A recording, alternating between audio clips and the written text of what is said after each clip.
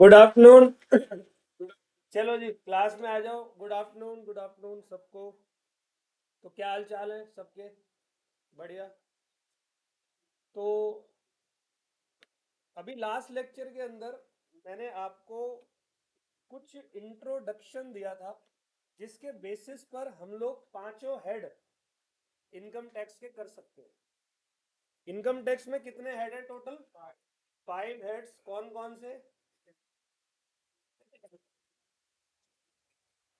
Salary, house property, capital gain, PGBP और income from other sources. ठीक है, ये 5 हेड्स ऑफ इनकम है। आपका जो पूरा का पूरा सिलेबस है डायरेक्ट टैक्स का, आप ये बिलीव करो, अगर आपने ये 5 चैप्टर कर लिए तो 90% सिलेबस आपने कवर कर लिया, पूरा 90%। बाकी वाला जो रेस्ट है ना, वो पूरा इसके बेस पे होता है और लिंक होता है, हालांकि है बहुत ब्रॉड। टैक्सेशन इतना ब्रॉड है, मैंने बताया था पिछली क्लास में, ये अकेला 150 नंबर का सिलेबस होना चाहिए था, जो आप लोगों को 50 नंबर में दिया गया है। पहले 60 का था, पता नहीं पगलों ने 50 कर दिया इसको, क्या इन्होंने खाया पिया उस टाइम पे, समझ नहीं आया। कोई बात नहीं, अब 50 का भी किया है तो हम लोगों को तो करना ही है। ठीक है, तो आज उसमें से एक जो टॉपिक है वो स्टार्ट हो रहा है सैलरी। जब आपका सैलरी खत्म होगा तो इतना कॉन्फिडेंस होगा आपको, बहुत मजा आने वाला है सैलरी के अंदर। और ये सबसे पहला चैप्टर होता है हेड का, तो इसीलिए हम पहले ही चैप्टर को शुरू करेंगे सैलरी में। तुम में से कोई बताएगा सैलरी का मतलब क्या होता है? पहले ये पता लगाना कि हम पढ़ क्या रहे हैं। हम डायरेक्ट टैक्स पढ़ रहे हैं, और डायरेक्ट टैक्स मतलब इनकम टैक्स, यानी कि कोई एक पर्सन। तो इस पर्सन शब्द से वाकिफ हो सब? पर्सन कौन कौन होते हैं? जो इनकम को कमाते हैं। तो भारत के अंदर पर्सन कौन कौन है? याद है सबको? Individual, HUF, partnership firm LLP, company, AOP, BOI, artificial judicial person वगैरह। ठीक है, तो ये पर्सन अपने पैसे कमा रहे, इनकम कमा रहे, तो इनकम वो 5 तरीकों से कमा सकते हैं। सैलरी से कमा लेंगे, हाउस प्रॉपर्टी से भी कमा सकते हैं, या हाउस प्रॉपर्टी से ही कमा सकते हैं। कुछ समझे मैंने क्या बोला? या तो सिर्फ हाउस प्रॉपर्टी की इनकम होगी, प्योर गुजर है, ठीक है या तो वो सैलरी भी कमा रहा है, हाउस प्रॉपर्टी भी कमा रहा है, कैपिटल गेन, पीजीवीपी और अदर सोर्सेज। तो उनमें से एक चैप्टर सैलरी का, मतलब यहां पर इस चैप्टर में हम बात करेंगे एक एम्प्लॉय की और एक एम्प्लॉयर की। किसकी बात करेंगे? एम्प्लॉयर और एम्प्लॉय की। आज की क्लास बहुत ही लॉजिकल होने वाली है, बहुत सारे मैं आप लोगों को लॉजिक्स बताऊंगा मजेदार, तो अच्छा लगेगा। एम्प्लॉयर और एम्प्लॉय का रिलेशनशिप यहाँ पर बहुत जरूरी है, क्योंकि सैलरी किसको मिलती है? एम्प्लॉयज को। क्लियर है? तो वो जो एम्प्लॉय पैसे कमा रहा है ना, आज तक की आपकी इस गलत फहमी को दूर करता हूं। आप लोगों को लगता होगा कि एम्प्लॉय के बैंक अकाउंट का जब नोटिफिकेशन बसता है वो मैसेज का, your account has been credited with ₹75,000, 80,000, आप लोगों को लगता है कि सिर्फ वही सैलरी होती है। बिल्कुल गलत। सैलरी वो नहीं होती, वो भी होती है, इसके अलावा बहुत सारी चीज सैलरी में होती है। अगले 10-15 मिनट बिल्कुल अच्छे तरीके से सुनना, मैं जो बात बोलने वाला हूं। एक एम्प्लॉय जब अपने एम्प्लॉयर के पास काम करने जाता है, तो एम्प्लॉयर एम्प्लॉय को बेसिक वेजेस प्रोवाइड करता है। क्या प्रोवाइड करता है? Basic wages. बेसिक वेजेस के अलावा एम्प्लॉयर एम्प्लॉय को प्रोवाइड करता है और भी बहुत सारे बेनिफिट्स। जैसे मैं आप लोगों को बताऊं, महंगाई किस परसेंटेज से बढ़ रही है? तकरीबन इन्फ्लेशन क्या है भारत में पता है? 5, 6, 7 कुछ ऐसा ही रहता है। ठीक है, 5 to 7 तक रहता है नॉर्मली। तो एम्प्लॉयर एम्प्लॉय को उसकी जो महंगाई है, महंगाई जैसे जैसे बढ़ रही है तो उसका खर्चा भी बढ़ रहा होगा, तो उसके लिए एक अलावेंस देता है, बोलते हैं डियरनेस अलावेंस, हिंदी में कहते हैं महंगाई भत्ता। क्लियर है? एम्प्लॉयर एम्प्लॉय को आजकल क्या हो रहा है, आजकल ऑर्गेनाइजेशन को बहुत अच्छे तरीके से चलाने के लिए ना बड़ी बड़ी कंपनियों ने या छोटी कंपनियों ने भी ऐसे एम्प्लॉय अपने पास रखे हुए हैं जो बेसिक वेजेस पे तो काम करते हैं और साथ में उनको कमीशन भी दिया जाता है कि भाई आप लोग जिस तरीके से मेरे यहाँ पर काम करोगे, जितना ज्यादा प्रोडक्ट सेल करोगे उतना ज्यादा हम आपको क्या देंगे। क्यों देते हैं कमीशन? ताकि ढंग से काम करें। ढंग का मतलब भाई वो मोटिवेट रहेंगे, वो जितना ज्यादा बेचेंगे उतना ज्यादा उनका कमीशन बनेगा, और जितना ज्यादा बेचेंगे इतना ही एम्प्लॉयर का फायदा होता है। समझ गए? अब आप सारे के सारे लोग प्रोफेशनल बनोगे, ठीक है, चार्टर्ड अकाउंटेंट्स, कॉस्ट अकाउंटेंट्स, आप सब बनोगे। आप जाओगे कहीं पर काम करने तो आपको एक डिफरेंट तरीके से देखा जाएगा। आप कोई आम एम्प्लॉय नहीं बनने वाले भविष्य में, बहुत स्ट्रांग एम्प्लॉय बनोगे आप लोग। तो क्या एम्प्लॉयर आपका ख्याल नहीं रखेगा? तो कैसे ख्याल रखेगा? डेली गले मिलेगा, आजा मेरा बच्चा, आजा है। ये तो गड़बड़ हो जाएगी ना। तो एम्प्लॉयर, हाँ जी हाँ हो सकता है ऐसा तो एम्प्लॉयर जो है वो ख्याल रखेगा आपका किस तरीके से। तो सुनना, बहुत अच्छे से सुनना। एम्प्लॉयर अपने एम्प्लॉय को बोलेगा कि यार तेरे लिए एक सेक्रेटरी मेरी तरफ से। क्या? हाँ भाई होते, तुम चार्टर्ड अकाउंटेंट्स होंगे, कोई हेल्पर की जरूरत तो पड़ेगी ना किसी की। एम्प्लॉयर एम्प्लॉय से बोलेगा कि यार एक फ्लैट है मेरा यहाँ पर खान मार्केट के पास, वो फ्लैट में आप रह लो। एम्प्लॉयर ने एम्प्लॉय को क्या दिया? फ्लैट दिया। अच्छा एक बात बताओ, अगर मालिक एम्प्लॉय को फ्लैट नहीं देता रहने के लिए, तो एम्प्लॉय खुद कहीं फ्लैट लेके रहता या नहीं? बिल्कुल रहता। किराया देता 100%। इनकम टैक्स वाला आ गया बीच में, कह रहे इधर आ, ये मैं तेरी क्या मानूंगा? इनकम मानूंगा। क्योंकि अगर एम्प्लॉयर तुझे ये प्रोवाइड नहीं करता तो फिर तू अपनी जेब से लेता, तेरा एक्सपेंडिचर होता। एक तरीके से तेरा एक्सपेंडिचर बचा है, तो मैं तेरी क्या मानूंगा? इनकम मान। तो ये सैलरी का चैप्टर आपको ये बताएगा कि एम्प्लॉयर एम्प्लॉय को जो भी बेनिफिट देने वाला हो, जितने भी बेनिफिट देने वाला हो, वो सारे के सारे बेनिफिट्स एम्प्लॉय के हाथ में टैक्सेबल होंगे। हालांकि बहुत सारी जगहों पर इनकम टैक्स वाला आपको छूट देता है, एम्प्लॉय को छूट देता है कि यहाँ यहाँ टैक्स लूंगा, यहाँ यहाँ नहीं लूंगा। उसी के लिए तो आप लोग यहाँ बैठे हो, यही तो सीखना है आपको। सब कुछ डायरेक्टली मिल जाता तो फिर आप लोगों को टैक्स की क्लास लेने की जरूरत ही नहीं पड़ती। आया कुछ समझ में? अब बेनिफिट्स के नाम बता रहा हूं। अगर बेनिफिट एम्प्लॉयर एम्प्लॉय को इन कैश दे रहा है, क्या दे रहा है? इन कैश, उसको बोलते हैं अलावेंसेस। अलावेंसेस जैसे कि एम्प्लॉयर ने एम्प्लॉय को तनख्वाह दी, साथ में 2,000 रुपये और दिए, बोला कि अपने लिए एक हेल्पर रख लेना। आया कुछ समझ में? ये पकड़ो 1,000 रुपये और आपके बेटे की पढ़ाई के लिए। यानी कि in cash benefit employer employee को दे रहा है। और अगर बेनिफिट एम्प्लॉयर ने एम्प्लॉइज को दिया not in cash but in kind, जैसे एक एग्जांपल में मैंने आपको बताया था कि एम्प्लॉयर एम्प्लॉय को दे रहा है घर, मेरा फ्लैट है खान मार्केट में, तुम वहां पर रहो, तो बेनिफिट इन काइंड हो गया। इसको बोलते हैं परक्यूजिट्स। क्या कहते हैं? परक्यूजिट्स। ऑल वेल, बात कुछ समझ में आ रही है? अब इस चैप्टर के अंदर आप लोगों को 4 बातें पढ़नी है, बिल्कुल 4 बातें, ध्यान से सुनना। सबसे पहली बात, अलावेंसेस जो एम्प्लॉयर एम्प्लॉय को दे रहा है। क्या अब दिमाग में आ रहा है अलावेंसेस का मतलब? Allowances means cash benefit given by employer to employee. दूसरी बात, perquisites given by employer to, तो परक्यूजिट्स क्या होते हैं? In kind. तीसरी बात, आपने कभी सुना है एम्प्लॉयज का प्रोविडेंट फंड कटता है? क्या आपने ये सुना है कि जितना एम्प्लॉय का कटता है उतना ही एम्प्लॉयर का भी कटता है? पीएफ की बात कर रहा हूं, ठीक है? आई बात समझ?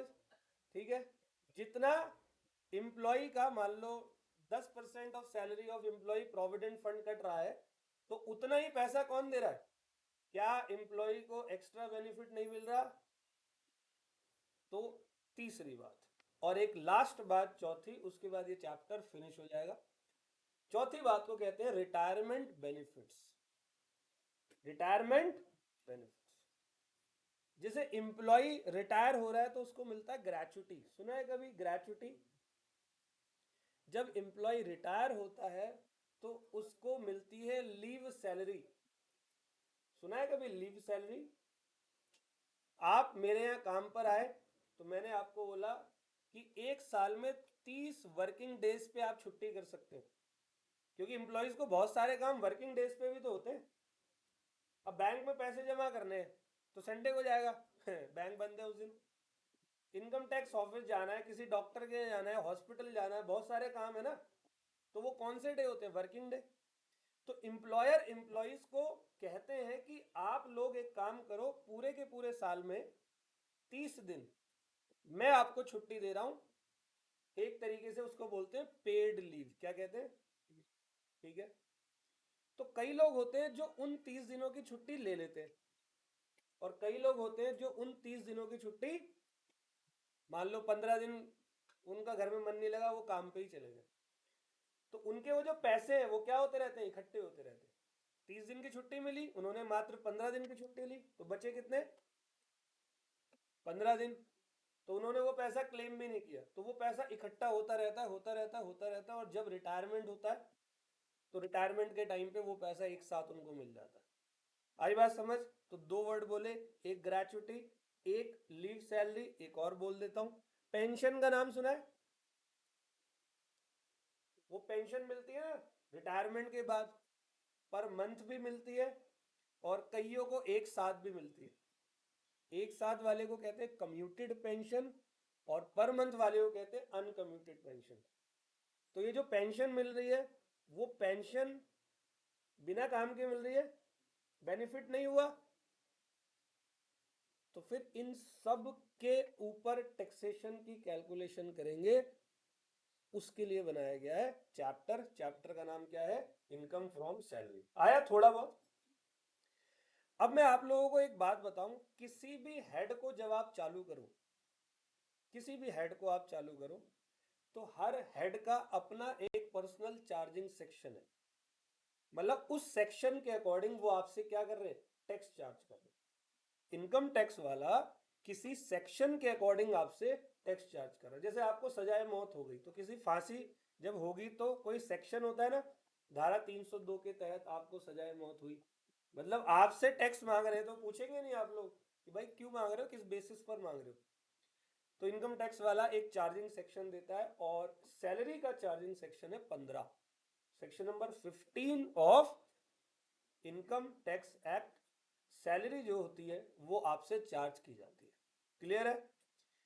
अभी मैं सीधा चार्जिंग सेक्शन शुरू नहीं कर रहा हूं, पहले तो कुछ मेंटोस बातें बतानी है।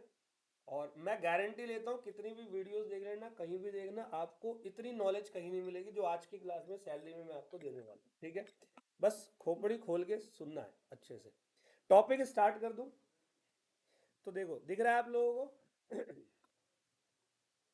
अच्छा, जब तक बुक नहीं आती ये पीडीएफ मैं आपको शेयर कर दूंगा। ठीक है? तो सैलरी हम चालू कर रहे हैं। सबसे पहले हेडिंग लिखी हुई है taxation of salary income introduction. शुरुआत इंट्रोडक्शन से होती है। पॉइंट नंबर ए कहता है any income shall be chargeable to tax under the head if there exist a relationship of employer and between the payer and, payer कौन है मेरे बच्चे? एम्प्लॉयर। और पेई कौन है? ये कह रहे हैं कि इन दोनों के बीच में एक रिलेशनशिप होना जरूरी है, और वो रिलेशनशिप कौन सा वाला है? एम्प्लॉयर और एम्प्लॉय का रिलेशनशिप। अगर ये रिलेशनशिप नहीं है ना, तो ये चैप्टर ही नहीं है, फिर सैलरी आएगी नहीं। ये मैं गारंटी के साथ बोल सकता हूं। और आज मैं आपको कुछ एग्जांपल्स देने वाला हूं, ध्यान से सुनना। कि कई जगहों पर बंदों को सैलरी मिलती है, बट वहां एम्प्लॉयर एम्प्लॉय रिलेशनशिप नहीं होता। और बच्चे पता है कोर्स खत्म करने के बाद भी बच्चे को ये समझ में नहीं आता है कि इसको हमने सैलरी चैप्टर में लिया क्यों नहीं। रट लेते हैं, वो रटा बढ़ गए आगे, रटा बढ़ गए आगे। तो बहुत ध्यान से समझना। एक कंपनी का डायरेक्टर, किसी कंपनी का डायरेक्टर अगर इस डायरेक्टर को कुछ सैलरी मिल रही है ना, तो ये जाएगा इनकम फ्रॉम अदर सोर्सेज में, ये सैलरी के अंदर नहीं जाएगा। अब आप लोग बोलोगे भाई क्यों भाई, डायरेक्टर तो कंपनी के अंदर काम करते हैं ना। तो बताओ तुम में से कोई डायरेक्टर का मतलब। हाँ भाई, लेनी है, बैठ जाओ, वहीं बैठ जाओ। चलो, डायरेक्टर का मतलब बताओ, कोई बताएगा। मैनेजमेंट का हेड, और बताओ। ओनर बोल सकते हैं, लेकिन बोलना नहीं है। और बताओ, और बताओ। अरे बोलना चाहिए ना, कुछ तो बोलो, गलत सही सब एक ही है। क्या, की मैनेजर पर्सन। और डायरेक्टर कौन होते हैं भाई, जो एक कंपनी के अंदर डिसीजंस लेता है। अगर कल लॉ की क्लास आप लोगों ने ली थी, लॉ की क्लास में मैंने बताया था ना कि कंपनी जो चलती है वो किन के फैसलों पर चलती है, बीओडी, बोर्ड ऑफ डायरेक्टर। तो सर मैं आपको बताता हूं, डायरेक्टर की अभी कंफ्यूज करूंगा, ठीक है, कंफ्यूज करूंगा सबको। डायरेक्टर की सैलरी को हम सैलरी चैप्टर में लेते हैं,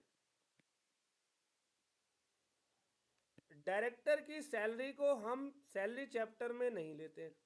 सर दिमाग मत खराब करो, बहुत हो गया आपका, है ना। कह रहे हो डायरेक्टर की सैलरी को आप सैलरी चैप्टर में लेते हो, डायरेक्टर की सैलरी को आप सैलरी चैप्टर में नहीं लेते।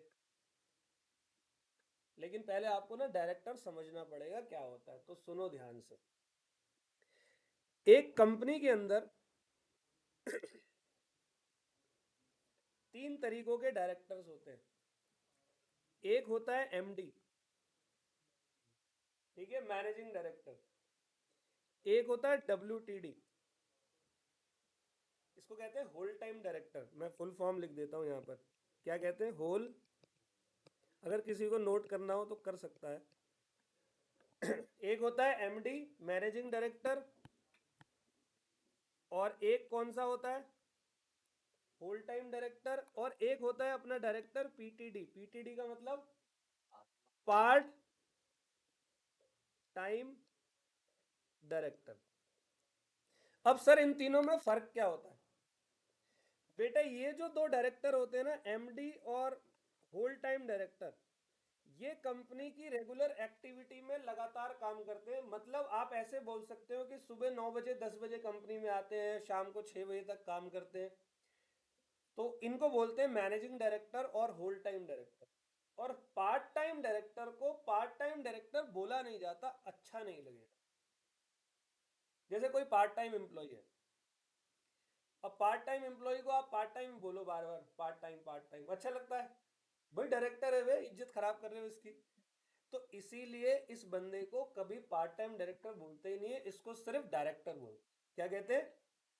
तो अगर आपसे बोला जाए कि डायरेक्टर की सैलरी कहाँ जाएगी, तो डायरेक्टर की सैलरी जाएगी अदर सोर्सेज में। अगर आपसे बोला जाए एमडी और होल टाइम डायरेक्टर, तो इसकी सैलरी कौन से चैप्टर में जाएगी। अब जाएगी क्यों सर, पहले ये तो बताओ। ठीक है, समझ में आ गया कि आपने ये क्लियर कर दिया। अब पार्ट टाइम डायरेक्टर होते कौन है, तो देखो क्या हुआ कि मान लो कि एक कंपनी बैठी हुई है, और एक कंपनी बहुत पुरानी कंपनी है, अच्छा खासा बिजनेस चल रहा है कंपनी का। और कंपनियों के अंदर आपको पता है रूल होता है, समय के साथ आपको बदलना पड़ता है। ये कंपनी में ही नहीं, ये आपके साथ भी है। अगर आप लोग समय के साथ नहीं बदले, then you all will be outdated from the market, definitely. आजकल देख लो पूरा ऑनलाइन ये वो system, AI, artificial intelligence, chat GPT. अगर वैसे देखो तो जिन जिन को आता है वो फायदा उठा रहे, जिनको नहीं आता वो नहीं उठा रहे। तो ऐसी कोई कंपनी है वो अच्छा ग्रो कर रही है, लेकिन उस कंपनी ने के बोर्ड ऑफ डायरेक्टर्स हैं, और कौन से वाले, ये एमडी और होल टाइम डायरेक्टर। इन्होंने कई सारी मीटिंग्स करी इस वजह से कि कई सारी मीटिंग्स करी इस वजह से क्योंकि उनको किसी नए बिजनेस को अडॉप्ट करना था। बिजनेस नंबर ए और बिजनेस नंबर बी, दो ऑप्शन थे उनके पास। ऑल वेल, यहां तक ओके। तो ए की एडवांटेज डिसएडवांटेज, बी की एडवांटेज डिसएडवांटेज सब उनके पास थी, और लगभग 1 साल से वो रिसर्च कर रहे थे और कई सारी उन्होंने मीटिंग्स कर ली, और आज उन्होंने बोला कि बिजनेस ए को अडॉप्ट करते हैं। ठीक है, अब हम कौन सा बिजनेस करेंगे? बिजनेस ए। वहीं उसी मीटिंग के अंदर गलती से कोई चार्टर्ड अकाउंटेंट बैठा हुआ था, आ गया था मिलने मालने, तो वो मीटिंग में बैठा हुआ था, उसने सुन लिया। तो उसने 5 मिनट के अंदर ऐसी सारी बातें बताई कि कंपनी का दिमाग घूम गया। उसने कहा कि आपको ए बिजनेस की तरफ जाना नहीं चाहिए, बी बिजनेस की तरफ जाना चाहिए। सीए था, सीए आपको पता कलाकार होते, आप लोग भी होंगे। तो उन डायरेक्टर ने बोला भाई क्यों आप ये क्यों बोल रहे हो, हमें 1 साल हो गया, हम तो कह रहे हैं ए बिजनेस करना चाहिए, चार्टर्ड अकाउंटेंट कह रहा है ये नहीं करना चाहिए, बी करना चाहिए। तो क्यों बी करना चाहिए? सीए ने बोला भाई देख, बी है स्पेशल इकोनॉमिक जोन के अंदर, बी बिजनेस जो है वो स्पेशल इकोनॉमिक जोन के अंदर अगर आप करते हो तो वहां से बहुत सारे टैक्स बेनिफिट मिलेंगे। समझ में आई बात? पहला फायदा। दूसरा फायदा, बी बिजनेस आपके एग्जिस्टिंग बिजनेस से मेल खाता है, तो आपको बहुत सारे रिसोर्सेज बाहर से लेने की जरूरत नहीं है, कॉस्ट बच गई। कुछ आ रही समझ में बात? तीसरी बात, बी बिजनेस पर गवर्नमेंट बहुत सारे बेनिफिट्स दे रही है, और इस बेनिफिट्स के बारे में आपको पता नहीं, इस तरीके से उसने 8 10 12 पॉइंट उन बोर्ड ऑफ डायरेक्टर को बता दिए। बोर्ड ऑफ डायरेक्टर उनको ऐसे देख रहे हैं, साला हमें 1 साल हो गया, हमें इस बारे में कुछ पता ही नहीं है। होता है ना ऐसा? तो उन बोर्ड ऑफ डायरेक्टर ने ये सोचा, यार ये बंदा 5 मिनट में इसने हमारी गद्दी हिला दी, अगर इस बंदे को हम किसी भी मीटिंग में हम बुलाएं अपने पास और इसका दिमाग यूज करें तो हम लोगों को कितना फायदा हो सकता है या नहीं? तो उसको ऑफर दिया जाता है कि क्या आप हमारी कंपनी का पार्ट टाइम डायरेक्टर बनेंगे? जब भी बोर्ड मीटिंग होगी आपको सिर्फ तब आना है और कभी नहीं आना। आया कुछ समझ में? वो भी कहता ठीक है भाई आ जाएंगे, कोई दिक्कत नहीं है, चार्टर्ड अकाउंटेंट है, लो हमारा बेनिफिट, फ्री में नहीं आएंगे, फीस लेंगे, डायरेक्टर्स फीस सुना है कभी? डायरेक्टर्स फीस, तो वो जो डायरेक्टर की फीस होती है ना, वो डायरेक्टर पार्ट टाइम डायरेक्टर होता है, और डायरेक्टर की जो सैलरी होती है ना, वो एमडी या होल टाइम डायरेक्टर होता है। कुछ आया समझ में? तो वो पर्सन रेगुलर बेसिस पर काम पर आ ही नहीं रहा। बताओ कहाँ है एम्प्लॉयर एम्प्लॉय का रिलेशनशिप? कहाँ है कहीं? तो जब एम्प्लॉयर एम्प्लॉय का रिलेशनशिप नहीं है तो उसको सैलरी में कैसे लोगे? ऑल वेल, आया समझ में? तो मैं आपको क्या पढ़ा रहा हूं? मैं ये पढ़ा रहा हूं कि कुछ सिचुएशंस ऐसी होंगी जहां बंदे को सैलरी मिलती होंगी लेकिन उसको सैलरी के चैप्टर में कवर नहीं किया जाता। चलो पहली बात समझ में आ गई। अब तुमसे एक बात और पूछता हूँ, मेंटोस वाली, ये पहली बात में कोई दिक्कत? चलो एक और बात पूछते हैं भाई साहब। एक फर्म के अंदर, किसी फर्म के अंदर मान लो एक फर्म है एबीसी एंड एसोसिएट्स, और इसके अंदर हैं हमारे पार्टनर्स। तो बताओ ये पार्टनर्स फर्म से क्या क्या लेते हैं? सबसे पहली बात कमीशन, चल भाई ले लिया, और सर इंटरेस्ट लेते हैं, और प्रॉफिट नहीं लेते? सर यही तो मेन है, पागल हो कैसी बात कर रहे हो, ये तो एग्रीमेंट का हिस्सा है। सैलरी नहीं लेते? बताओ जल्दी बताओ। पार्टनरशिप एक्ट पढ़ा हुआ है? प्रैक्टिकल आपने सर से पढ़ा होगा, थियोरेटिकल मेरे से पढ़ा था फाउंडेशन में, जितने बच्चे यहाँ पर मेरे पुराने बैठे हुए हैं। तो पार्टनरशिप एक्ट में मैंने आपको पार्टनरशिप की डेफिनेशन पढ़ाई हुई है। पार्टनरशिप की डेफिनेशन के बाद हमने राइट्स ऑफ पार्टनर पढ़ा था। राइट्स ऑफ पार्टनर का आई थिंक अगर आपको सीक्वेंस याद हो तो राइट नंबर 5 मैंने आपको पढ़ाया था, राइट टू क्लेम रेमुनरेशन। तो एक पार्टनर को किसी फर्म से सैलरी मिलती है या नहीं मिलती? क्या वो एम्प्लॉय है एम्प्लॉय? तो मेरे प्यारो, ये जो पार्टनर है ना, इसको जो पैसे अपनी फर्म से मिलते हैं वो आते हैं पीजीबीपी के चैप्टर में। किस चैप्टर में? क्योंकि रिलेशनशिप एम्प्लॉयर एम्प्लॉय का, दो बात समझ में आ गई? दो बात एक और बता देता हूं, ठीक है? तीसरी बात, अब तीसरी बात समझना, तीसरी बात और मजेदार है। सैलरी मिलने वाली, देखो ये टॉपिक रटा हुआ जरूर होगा बच्चों को, मैं लिख के दे सकता हूँ, ये याद होगा उनको, लेकिन मैं ये बात भी बोलूंगा उनको इनके पीछे के लॉजिक्स नहीं पता होंगे, वो रट के आगे बढ़ेंगे, आपको रटना नहीं है, ठीक है, बिल्कुल टॉपिक लॉजिक के साथ में आगे चलना है और आराम से करेंगे। 5 हेड में तो कोई जल्दीबाजी नहीं, क्योंकि टोटल डायरेक्ट टैक्स का 90% ये आपका कैच कर रहा है, कोई जल्दीबाजी नहीं। बाकी छोटे मोटे टॉपिक से हम थोड़े नंबर ऑफ आवर्स जरूर बढ़ा लेंगे, लेकिन ये 5 हेड में हम सीरियसनेस बिल्कुल दिखाएंगे। और टैक्सेशन को तो आप हल्के में मत लेना, आपके 6 सब्जेक्ट है ना, ये अकेले 6 में से अकेला सब्जेक्ट 3 के बराबर का ये जो आप ये टैक्सेशन की क्लास पढ़ रहे हो, यहाँ बिल्कुल सीरियस रहना, कंसिस्टेंट रहना, बिल्कुल छुट्टी मत करना अनलेस अनटिल कोई इमरजेंसी हो। आप रेगुलर रहो, आप देखना टैक्सेशन सबसे मजेदार होगा, ठीक है। तो सुनना, दूसरा पार्ट, सैलरी मिल रही है किसी एमपी या एमएलए को, मेंबर ऑफ पार्लियामेंट। तो मेंबर ऑफ पार्लियामेंट कोई सैलरी रिसीव कर रहा है, तो वही कह रहा है मैं एम्प्लॉय नहीं हूं, मैं तो गवर्नमेंट हूं, है या नहीं है? मेंबर ऑफ पार्लियामेंट क्या होते हैं, सरकार का हिस्सा ही तो है वो, उनको तकरीबन 2 लाख रुपए के आसपास की सैलरी मिलती है।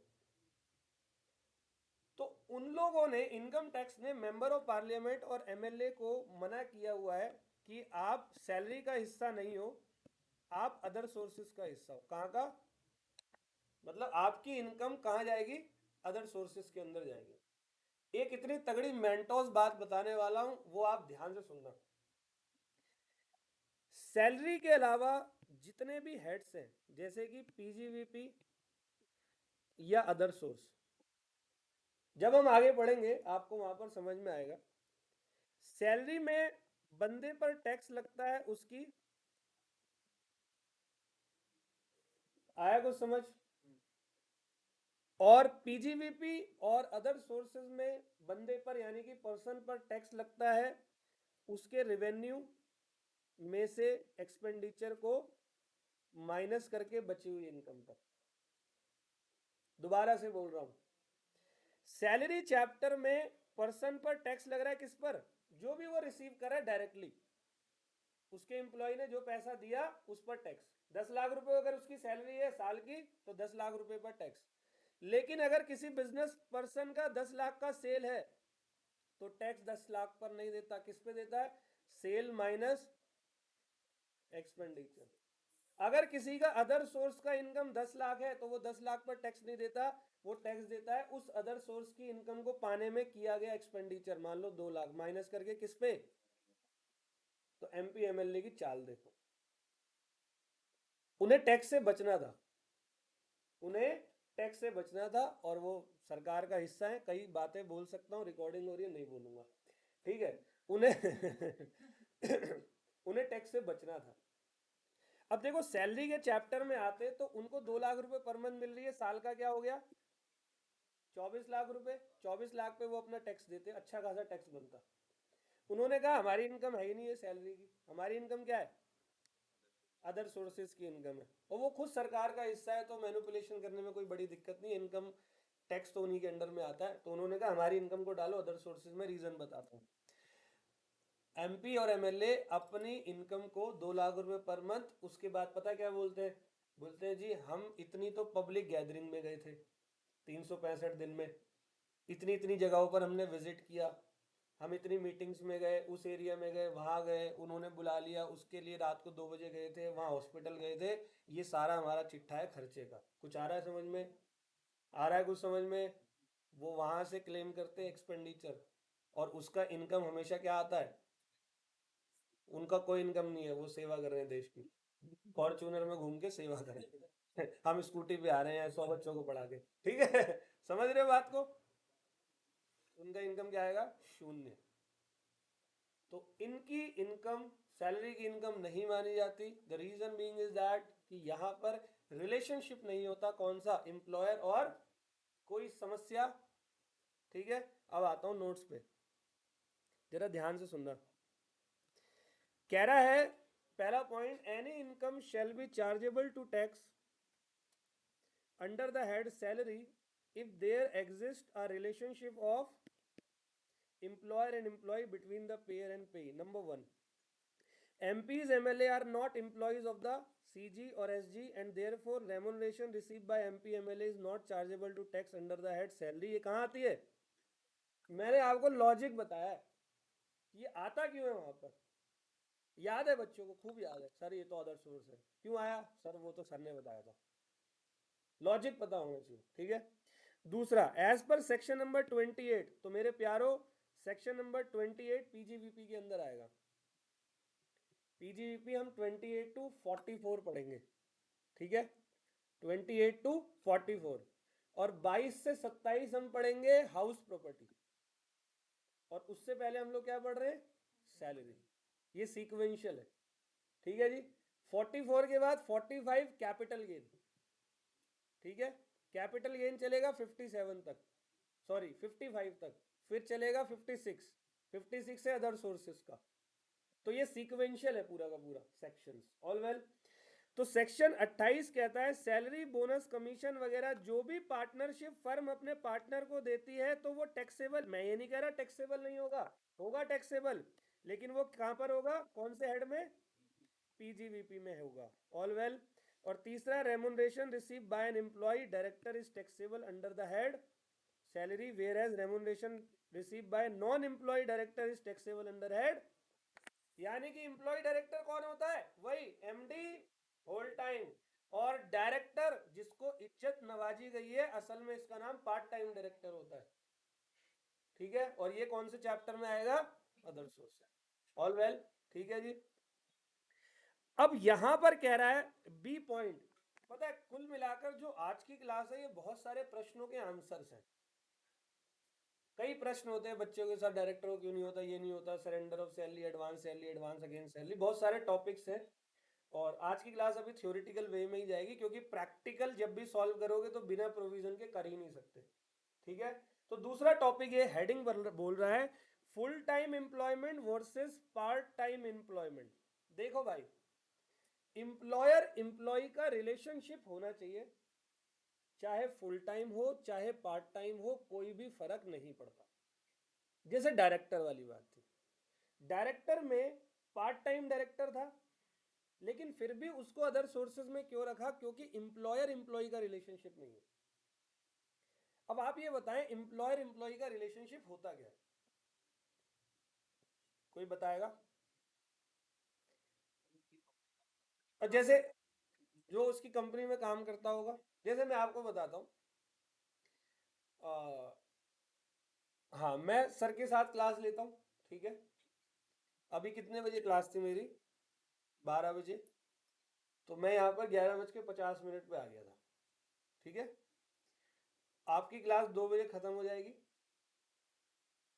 2:30 बजे खत्म हो जाएगी। है क्या होता है टैक्सेशन? मतलब आप मुझे आज बताना भी था, टैक्सेशन मिनिमम 2.5 आवर, कम से कम, इससे कम में कोई बात नहीं होगी। कोई नहीं, अगली क्लास से मेंटली प्रिपेयर हो गया ना, ठीक है। अभी सुन, कोई नहीं, सुन लो, ज़्यादा पढ़ा दूंगा तो जल्दी छोड़। अच्छा ठीक है, सुन तो लो। चलो 2:15 बजे छोड़ दूंगा, ठीक है, तुम्हारा मेरा कैंसिल। ए सुनना। अबे मैं भूल जाऊंगा ना मेरे को क्या बोलना है। तो अभी 2:15 क्लास हो गई, खत्म हो गई। उसके बाद 1-2 मिनट पानी वानी पियेंगे, बैग उठाएंगे, घर। सर को कोई दिक्कत नहीं है मुझसे, मुझे भी कोई दिक्कत नहीं है घर जाने से। इतना काम है, ठीक है। क्यों? क्योंकि मेरा और सर का एम्प्लॉयर एम्प्लॉय का रिलेशनशिप है ही नहीं। एम्प्लॉयर और एम्प्लॉय का रिलेशनशिप क्या होता है? आप ऑफिस में 10 बजे आएंगे और आप ऑफिस से 6 बजे शाम को जाएंगे, काम हो चाहे ना हो। जैसे हमारे इस इंस्टीट्यूट की मान लो रिटर्न भरनी है, तो किसी चार्टर्ड अकाउंटेंट से भरवा देंगे। हालांकि खुद भी सीए ही हैं, लेकिन हमें तो पढ़ाने का काम है ना, हम थोड़ी भरेंगे वहां पर। उनको बोलेंगे किसी सीए को कि भाई आप हमारी आईटीआर भर दो, तो सीए को बोले यहीं बैठ के भरो। तो सीए पहले खड़ा होगा, लैपटॉप को ऐसे मोड़ेगा और सर पे मार के जाएगा। अरे भाई वो मेरा एम्प्लॉय थोड़ी है। अच्छा, वो है फ्रीलांसर, सुना है कभी नाम? फ्री, इसको कहते हैं कॉन्ट्रैक्ट। सुनना, अगला शब्द बहुत जरूरी है। इसको कहते हैं कॉन्ट्रैक्ट फॉर सर्विस। क्या कहते हैं? जो एम्प्लॉयर एम्प्लॉय की रिलेशनशिप में नहीं आता है, कॉन्ट्रैक्ट फॉर सर्विस। तो हमें ये नहीं पढ़ना, हमें पढ़ना है कॉन्ट्रैक्ट ऑफ सर्विस। आया डिफरेंस? कॉन्ट्रैक्ट आगे आएगा, ये देखो यहां पर, ये देखो ये वाला टॉपिक है, ये बताऊंगा मैं आगे, ठीक है। कॉन्ट्रैक्ट ऑफ सर्विस, जहां रिलेशनशिप है एम्प्लॉयर और एम्प्लॉय का। Contract for service, employer employee का रिलेशनशिप नहीं होता, एज इट इज फ्रीलांसर की तरह होता है। जो कि मैं हूं, मैं फ्रीलांसर हूं, आता हूं पढ़ाता हूं चला जाता हूं, दूसरी एक दो जगह पे आता हूं पढ़ाओ चले जाओ। समझ रहे हो बात को? जैसे कोई हमारा डॉक्टर होता है, फैमिली डॉक्टर बोलते हैं हम उसको, क्या नौकर है हमारा वो? कोई बीमार होता है तो फोन कर देते हैं, वो आ जाता है, नहीं होता तो क्यों बुलाए उसको? समझ गए सब?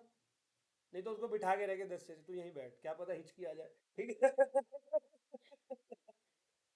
ऐसा थोड़ी होता है। क्लियर है? सही है। तो देखो, एम्प्लॉयर एम्प्लॉय का रिलेशनशिप होना is very important. Whether employer employee part time हो फुल टाइम हो, कोई फर्क नहीं पड़ता। तो देखो क्या कह रहा है, it does not matter whether the employ is a full time और part time, once the relationship of employer employ exist, income is to be chargeable under. दो बातें ओके। अब तीसरी बात कह रहा है, सेक्शन नंबर 9 एक टॉपिक देता है, वो कहता है place of accrual of salary income. मतलब सैलरी इनकम एक्रू कहाँ होती है? एक्रू मतलब देखो, सर्विसेज रेंडर्ड इंडिया में होनी चाहिए। सर्विसेज रेंडर्ड कहाँ होनी चाहिए? इंडिया में होनी चाहिए। एक्सेप्शंस भी हैं इसके, बट जनरल कंसेप्ट ये है कि आपने सर्विसेज इंडिया में दी हो तो आपकी इंडिया में प्लेस जो है वो इंडिया में माना जाएगा। तो आप लोग एक बात बताओ कि कुछ एम्बेसडर्स होते हैं जो भारत को रिप्रेजेंट करते हैं पूरी दुनिया में। चाइना में भी हमारे एम्बेसडर्स बैठे हैं, पाकिस्तान में भी बैठे हुए हैं, भूटान में भी बैठे हुए हैं, रशिया में भी बैठे हैं, कनाडा में भी बैठे हैं। तो उन सबको सैलरी, सर्विसेज रेंडर्ड कहाँ करी उन्होंने? Outside India. लेकिन उनकी सैलरी इंडिया में मानेंगे। हमारे ही तो लोग हैं वो, हमारे को ही तो रिप्रेजेंट करने गए। उसके अलावा बाकी कोई भी सर्विसेज आउटसाइड इंडिया रेंडर्ड की गई है तो वो नहीं मानी जाएगी सैलरी में। Salary means in India. ठीक है जी, क्लियर है? सुनना सब ध्यान से। Salary income is deem to accrue arise in India if the services are rendered in India. यहां तक okay? Therefore, place of accrual of salary income is the place where work has been done by an, तो उस place को मानेंगे जहां बंदे ने काम किया है। तो क्या तुम ऐसा बोल सकते हो सर एक अंग्रेज ने इंडिया में काम किया 7 महीने, तो इनकम फ्रॉम सैलरी में आया ही नहीं आएगा? काम कहाँ किया? आएगा। ऑल वेल, तनख्वाह बेशक डॉलर में मिली हो, उसको कन्वर्ट करवा लेंगे, डॉलर की तनख्वाह को इंडियन रुपीस में कन्वर्ट करवा कर टैक्स लेंगे। बताऊंगा कन्वर्जन उसका भी, बाइंग रेट होता है, ठीक है, वो बाद में, अभी मत करो, बाद में करेंगे। ठीक है, डन यहां तक है जी? सैलरी दे का रहे हो? आउटसोर्सिंग करी है मतलब किसी और, तो वर्क कहाँ डन हो रहा है? तो लोग काम कहाँ कर रहे हैं? तो हमारे से कोई मतलब नहीं है, वो अपनी कंट्री में टैक्स देंगे ना। अब जैसे यूएस ने आउटसोर्सिंग हमारे इंडिया में की हुई है, तो हमारे इंडियन लोग यूएस के कॉल सेंटर्स में काम कर रहे हैं, तनख्वाह है 1 लाख रुपए महीना, तो वो टैक्स कहाँ देता होगा? क्योंकि सर्विसेज कहाँ रेंडर्ड करी? इंडिया में, तो टैक्स भी इंडिया में ही देगा। आउटसोर्स और से हमें कोई मतलब थोड़ी है, हमें सीधा मतलब है इस चैप्टर के पॉइंट ऑफ व्यू से, प्लेस ऑफ अक्रूवल वो वहां होता है जहां पर सर्विसेज दी गई हैं। ऑल वेल, ठीक है जी, क्लियर? चलो जी, तो salary income is deem to accrue arise in India if the services are rendered in India, therefore place of accrual of salary income is the place where work has been done by an employee exception. अब यहाँ ये किसकी बात कर रहा है? Exception की बात कर रहा है। Salary payable by Indian government, या तो सीजी या SG, to an Indian for services rendered outside India. तो कौन गवर्नमेंट किसको देती है सैलरी? जो सर्विसेज आउटसाइड इंडिया में रेंडर्ड करता है। यूनाइटेड नेशन में मेंबर एम्बेसडर्स, तो यही लोग होते हैं। हालांकि अगर ये लोग अपनी सर्विसेज बाहर दे रहे हैं, प्लेस बाहर है, तो भी कोई दिक्कत नहीं है, उनको इंडिया में ही टैक्स दे। समझ गए बात को? वैसे इन पे टैक्स की बहुत छूट होती है, तो इनका टैक्स इतना बनता नहीं है, लेकिन टैक्स देते हैं इंडिया के। क्लियर है? यहां तक कोई दिक्कत तो नहीं? चलो जी आगे बढ़ते हैं। अब आ गया जी और अगला। अच्छा एक बात और, ये मैं आपको बताऊंगा, सारे अलावेंसेज और परक्यूजिट जो ये लोग रिसीव करते हैं आउटसाइड इंडिया फुली एग्जेम्प्ट होता है। एक सेक्शन 10 है, देखो सुनो, सेक्शन 10 इनकम टैक्स में कहीं भी आ जाए, कहीं भी आ जाए सेक्शन 10, आपके दिमाग में आना चाहिए एग्जेम्प्ट इनकम। एग्जेम्प्ट इनकम क्या, कौन सी इनकम? मतलब कोई भी टैक्स, एक सेक्शन 10 की सीरीज है पूरी, जो सैलरी से पहले के चैप्टर के अंदर है, आपके इंस्टीट्यूट की बुक के अकॉर्डिंगली। वो हम अभी नहीं पढ़ेंगे, 5 हेड वगैरह करेंगे तो ही वो समझ में आएगा, वरना पढ़ के कोई फायदा ही नहीं है। सेक्शन 10 आपके सामने आ जाए तो समझ लेना एग्जेम्प्ट कर रहा है। अब सेक्शन नंबर 10 के बहुत सारे सब सेक्शंस हैं, तो अगर आप किसी भी सब सेक्शन में कवर हो रहे हो तो आपको टैक्स देने की आवश्यकता नहीं है, ये इंडियन गवर्नमेंट कह रही है इनकम टैक्स एक्ट के माध्यम से। ऑल वेल, समझ में आ गया? तो एम्बेसडर्स को मिलने वाले allowances and perquisite section number 10 subsection 7 के अकॉर्डिंगली एग्जेम्प्ट होते हैं।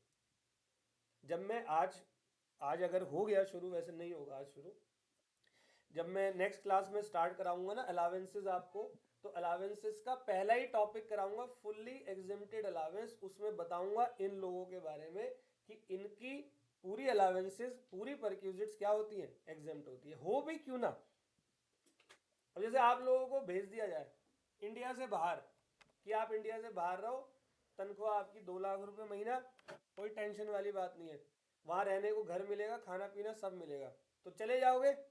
पहले बोलो हाँ। हाँ चले जाओगे? पाकिस्तान भेज रहे हैं, चला जाएगा? बोलने वाली बात है बेटा, जब बम के धमाके होते हैं और दिवाली नहीं होती वहां पर, कुछ और ही होता है।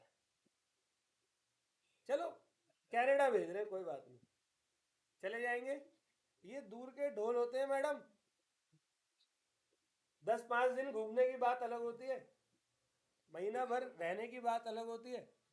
आप अपनी कंट्री से, अपने वतन से, जहां पर आपने लाइफ टाइम गुजारा है, वहां से बहुत दूर जा रहे हो हमेशा के लिए, है ना? एक तरीके का आप भी एक, हिंदी में बोले, त्याग कर रहे हो। तो वो ये कहते हैं कि आपको सब अलावेंसेज और परक्यूजिट जो होते हैं वो क्या होते हैं, वो माफ होते हैं, कोई बात नहीं। अरे आप हमारे देश को रिप्रेजेंट कर रहे हो, और मान लो हम आपको परक्यूजिट वर्क्यूजिट पे टैक्स लेने लग जाए, आपको आ गया गुस्सा, आपने हमारे देश की जासूसी करके कनाडा वालों को बता दिया, पाकिस्तान में बता दिया, ये हमारा देश बेकार है, पहले तो करो धर्म परिवर्तन मेरा, ठीक है, अगली बात बाद में करेंगे। साला मुझसे ही टैक्स ले रहा है, मैं उसको रिप्रेजेंट कर रहा हूँ, मुझसे ही टैक्स ले रहा है। आया कुछ समझ में आ रहा है? तो ऐसा नहीं होना चाहिए ना। एक बार हो गया था ऐसा, एक ना बस का टायर फट गया, तो बस स्टैंड में बिल्कुल टायर फट गया, मैं बस में चढ़ा ही था, टायर फट गया उसका। पता नहीं मेरे, मैं तो ठीक ठाक ही लगता अब क्या हुआ कि उस बस के अंदर जैक वगैरह था, जैक रॉड पाना होता है जिससे वो आप टायर को उठा देते हो। तो कंडक्टर आया था, कोई नया नया था, उसको आता नहीं था। अच्छा आता मुझे भी नहीं था तो मैंने उस बंदे की हेल्प करवा दी, पता नहीं क्यों, बहुत टाइम था जीवन में या क्या था। तो मैंने क्या करा, मैं नीचे घुसा, मैंने उसका लगा दिया, जैक लगाया, और बस खड़ी, फटाफट उसने टायर चेंज किया, बस चल पड़ी। मैं सीट पे बैठ गया, कह रहा लाओ जी टिकट। मैं कहा पागल है साले, तेरी मदद कर रहा हूँ, बाकी लोगों से ले, मुझसे क्यों ले रहा है? अच्छा लगता है ऐसे? मैंने उसकी हेल्प कराई, कपड़े काले पीले करवा लिए अपने, कह रहा लाओ जी टिकट दो। गुस्सा आया था ना, मेरा मन करा था इसके चारों टायर फाड़ू और भाग जाऊं, मौका नहीं लगा वो वाला। अरे मैं एम्बेसडर हूँ, मैं इंडिया को रिप्रेजेंट कर रहा हूँ, आप मेरे से ही मांगने आ गए, इसीलिए उनको क्या कर रखा है, एग्जाम कर रखा है। ठीक है जी, यहाँ तक ओके। अब बेटे मेरे बहुत इंपॉर्टेंट बात, मैं इसको दो तरीके से बताऊंगा, एक तरीके से जो सब बताते हैं और एक अपना तरीका। सेक्शन नंबर 15 15 ये 1 है, ये 1 है। क्या है? चार्जेबिलिटी ऑफ, तो मैंने आपको बताया था चार्जिंग सेक्शन होता है, तो यहां सैलरी का ये आपको चार्जिंग सेक्शन दे रहे हैं।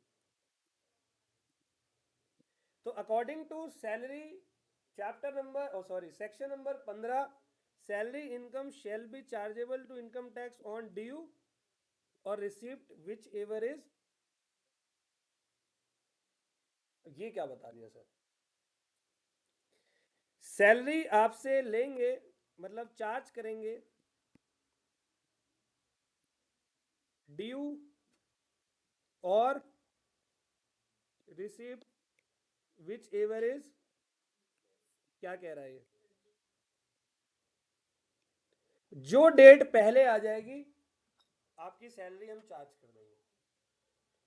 जैसे क्या होता है कि कई एम्प्लॉइज जब काम करने जाते हैं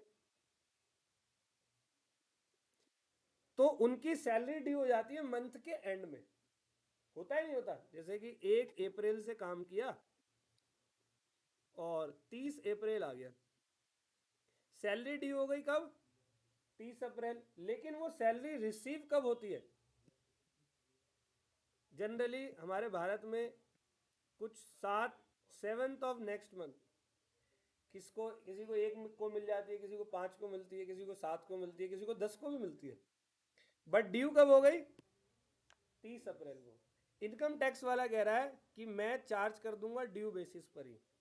तो 1 अप्रैल टू 30 अप्रैल, चाहे तुझे मई की 7 तारीख को मिले, मैं 30 अप्रैल को तेरी सैलरी को क्या कर दूंगा? चार्ज कर। All well. मान लो किसी एम्प्लॉय ने अपनी सैलरी रिसीव कर ली पहले 15 अप्रैल को, और ड्यू कब हुई? तो अब इनकम टैक्स वाला चार्ज कब करेगा? सिंपल, जो पहले आ जाए वो चार्ज कर लो, ड्यू और रिसिप्ट विच एवर इज। अब सर इसको ऐसे क्यों बता रहे हो, और थोड़ा सा अच्छे से बताओ। देखो जी, कभी कभी क्या होता है, एम्प्लॉय को साल भर में काम किया 12 महीने, सैलरी मिली एम्प्लॉय को 14 महीने की। आप बोलोगे ये पागल है मालिक, एडवांस होती है सैलरी, सैलरी क्या ले ली? एडवांस ले ली 2 महीने की। तो 2 महीने की एडवांस सैलरी ली है, तो इसको आप रिसिप्ट नहीं बोलोगे? ड्यू कब होगी? लेकिन रिसीव कब हो गई? तो फिर आज ही चार्ज करो, ड्यू और receipt whichever is earlier. समझ में आ गया सबको? क्लियर है भाई? इनकम टैक्स कह रहा है मेरे को ज्यादा झंझट लेने की जरूरत नहीं है, क्योंकि अगर वो ड्यू और receive whichever is earlier की जगह बाद में करता ना, तो एम्प्लॉय नखरे कर रहा होता, उससे मांगते टैक्स, अभी तो आए नहीं पैसे।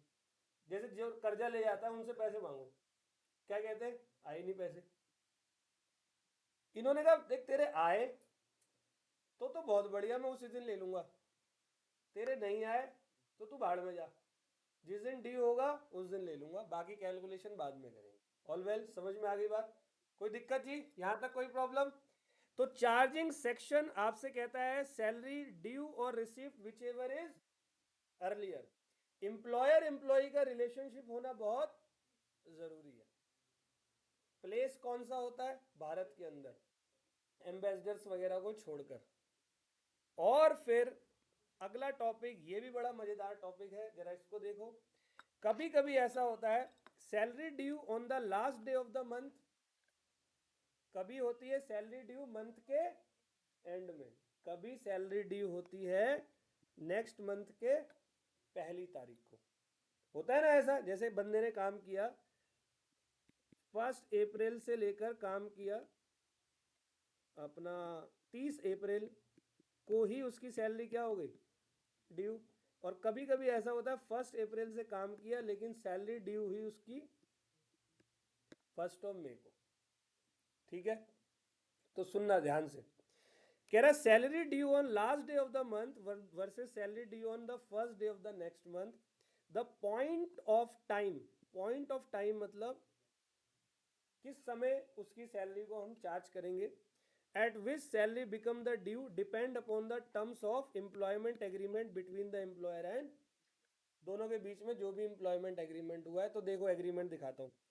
अगर सैलरी ड्यू हुई है last day of the month, तो एक काम करो अप्रैल से मार्च ले लो, अप्रैल 23 से मार्च, क्योंकि 31 मार्च को क्या हो चुका होगा, ड्यू हो चुका होगा।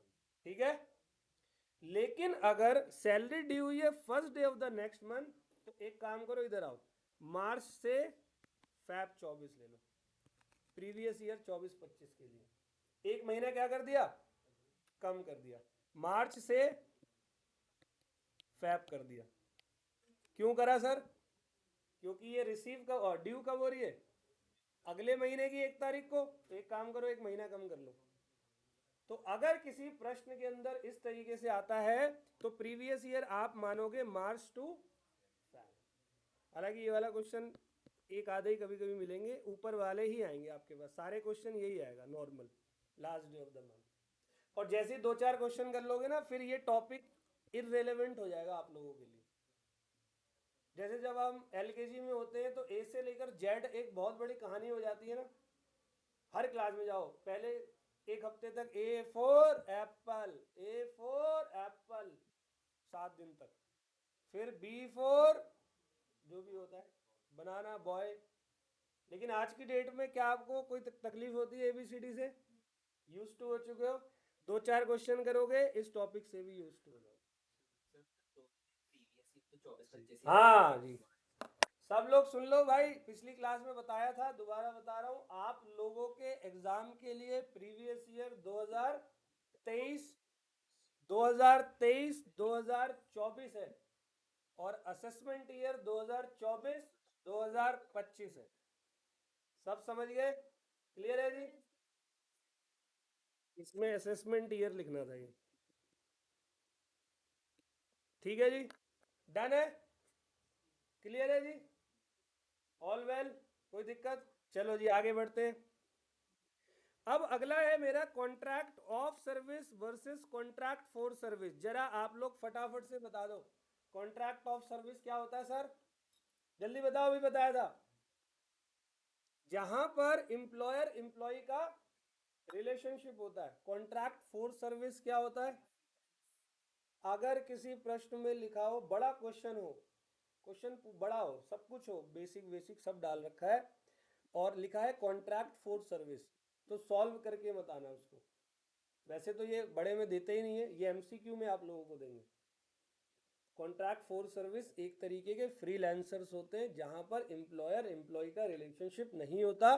तो सेक्शन 15 की ये कंडीशन है, चैप्टर सैलरी की कंडीशन है कि एम्प्लॉयर एम्प्लॉय का रिलेशनशिप होना चाहिए, मतलब कॉन्ट्रैक्ट ऑफ सर्विस ही होना चाहिए, फॉर सर्विस नहीं होगा। समझ गए सबके सब, ध्यान से सुनना।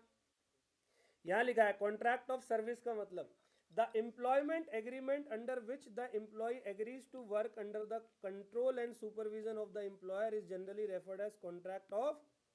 और कॉन्ट्रैक्ट फॉर सर्विस में वो एम्प्लॉयर के कंट्रोल में नहीं होता है। कॉन्ट्रैक्ट फॉर सर्विस में एम्प्लॉयर के कंट्रोल में नहीं होता, बंदा वो एज फ्रीलांसर काम करता है। जैसे हमारी आईटीआर भरने के लिए कोई चार्टर्ड अकाउंटेंट अगर हमने हायर किया है तो वो कॉन्ट्रैक्ट फॉर सर्विस है हमारे साथ में, कॉन्ट्रैक्ट ऑफ सर्विस नहीं है। समझ गए जी। तो कह रहा है under a contract for service one person agree to provide specific services to other person on freelancer basis. In other words both parties are on equal footing. कोई किसी को दबा, लेकिन एम्प्लॉयर एम्प्लॉय में दबा सकते हैं। पता है आप लोग जाना, अभी आगे आपको बोला जाएगा आपकी जॉब है 9 बजे से लेकर 6 बजे तक, फिर आपकी जॉब ज्वाइनिंग के बाद हो जाएगी 6 बजे से लेकर 9 बजे तक। ऑफिसों में ये होता है, आपको खुद नहीं पता चलेगा मैंने इतने घंटे काम कर रहा हूं, आप इतने प्रेशर में होते हो। सुबह सुबह लैपटॉप खोल के बैठ जाओगे फोन पे, कभी कभी वॉशरूम में भी लैपटॉप लेके बैठे, हाँ जी सर लैपटॉप पानी में गया 90,000 तनख्वाह कट गई वो भी। समझ रहे हो बात को? तो ऐसा होता है ऑफिस के अंदर। तो इन सिचुएशन में जो आप 6 से 9 काम कर रहे हो, पक्का दबाव में बैठे हुए हो। नहीं तो किसी की हिम्मत है आप लोगों से यहाँ 5 मिनट एक्स्ट्रा क्लास ले लो तो सब भागने लगे, सार हो गया टाइम, सार हो गया टाइम, है ना? तो तुम वहाँ काम कर लेते हो, क्यों? क्योंकि आप दबाव में हो। किसके? एम्प्लॉयर के। दबाव क्या है? बहुत सारे दबाव है। एक तो सैलरी ड्यू हो जाएगी, और ड्यू हमेशा अर्लियर होता है उनके पॉइंट ऑफ व्यू से। ड्यू करने के बाद वो पैसे आपको देंगे नहीं अगर आपने कोई हरकत कर दी तो। समझ रहे हो बात को? तो आपके मन में वो डर रहता है। फिर बहुत सारे खर्चे वर्चे, ये वो ईएमआई जानी है, होम लोन जाना है, ये जाना है, वो जाना है। क्लियर है? चलो जी। तो यहाँ पर रिलेशनशिप ऑफ एम्प्लॉयर एम्प्लॉय नहीं होता, तो इसीलिए कॉन्ट्रैक्ट फॉर सर्विस पीजीवीपी में जाता है। तो मैंने अपने किसी सीए को अगर आईटीआर भरने के लिए, जीएसटी का काम करने के लिए रखा है, तो वो सीए मुझसे जो पैसे ले रहा है, वो पैसे उस सीए की कौन सी इनकम होगी? पीजीबीपी की इनकम। समझ गए जी? चलो, एक टॉपिक आता है हमारा advance salary versus advance against salary. क्या होती है जी? क्लास में ध्यान दो, क्या होती है? कोई बताएगा? एडवांस अगेंस्ट सैलरी मतलब लोन लिया है सैलरी के दम पर, और एडवांस सैलरी मतलब सैलरी। अगर किसी एम्प्लॉय ने एम्प्लॉयर से एडवांस सैलरी ली है तो रिसिप्ट होगी ना। मैंने पहले जो 14 महीने का एग्जांपल दिया था वो एडवांस सैलरी का ही तो था। तो वो सैलरी ले ली उसने एडवांस, तो वो इसी चैप्टर के अंदर आप चार्ज करोगे। लेकिन एडवांस अगेंस्ट सैलरी लिया है मतलब लोन लिया है। मतलब ये कह रहा है कि देखो, अगर मैं आपका लोन ना चुका पाऊं तो आप मेरी सैलरी से काट देना। सैलरी नहीं ली, सैलरी के अगेंस्ट में लोन लिया है, ये एक डिफरेंट थिंग है। तो यहां सैलरी का चैप्टर नहीं लगता। सैलरी का चैप्टर कहां लगेगा? Advance salary. समझ गए? मैं आपको बताऊं, ये जो भी आप पढ़ रहे हो ये सब एमसीक्यू, पूरा एमसीक्यू बेस्ड है। ठीक है? मैं आपको एमसीक्यूज भी भेजूंगा साथ में, इसका पूरा सेट भेजूंगा, तो आप देखना वहाँ क्वेश्चन ये वाले होंगे एमसीक्यूज में। ठीक है? तो advance salary versus advance against salary कह रहा है। Advance salary in such cases salary for a future period is taken in advance by the employee. Advance salary is taxable when it is received by the employee irrespective of the fact whether it is due or, क्योंकि due और receipt whichever is earlier, तो receipt earlier हो गया तो उन्होंने वहां tax कर दिया। लेकिन एडवांस अगेंस्ट सैलरी कह रहा है is different from advance salary, it is an advance taken by the employee from his employer. This advance is generally adjusted with his salary over a specified time period. It cannot be taxed as salary। ये salary, ये कोई income है ही नहीं। Income advance salary है। Advance against salary is not income. वो क्या है? Loan. और लोन पे टैक्स सुना है कभी तुमने? लोन पे भी टैक्स होने लगे, चल गया देश। डन। चलो, अगला टॉपिक है मेरे प्यारो, फोरगोइंग ऑफ सैलरी और उसका अगला टैक्स फ्री सैलरी। ये दोनों बड़े मजेदार हैं। ठीक है? टैक्स फ्री सैलरी तो इतना कंसेप्चुअल है कि अगर किसी नॉर्मल स्टूडेंट जिन्होंने पढ़ा होगा उससे पूछोगे शायद उसको नहीं पता होगा। अच्छे से सुनना। फोरगोइंग ऑफ सैलरी सबसे पहले वर्सेस सरेंडर ऑफ सैलरी। कोई बताएगा इसका मतलब? Forgoing of salary versus surrender of salary, कोई बताएगा जी? यस, अपनी सैलरी छोड़ दी। और सरेंडर ऑफ सैलरी का मतलब क्या होता है?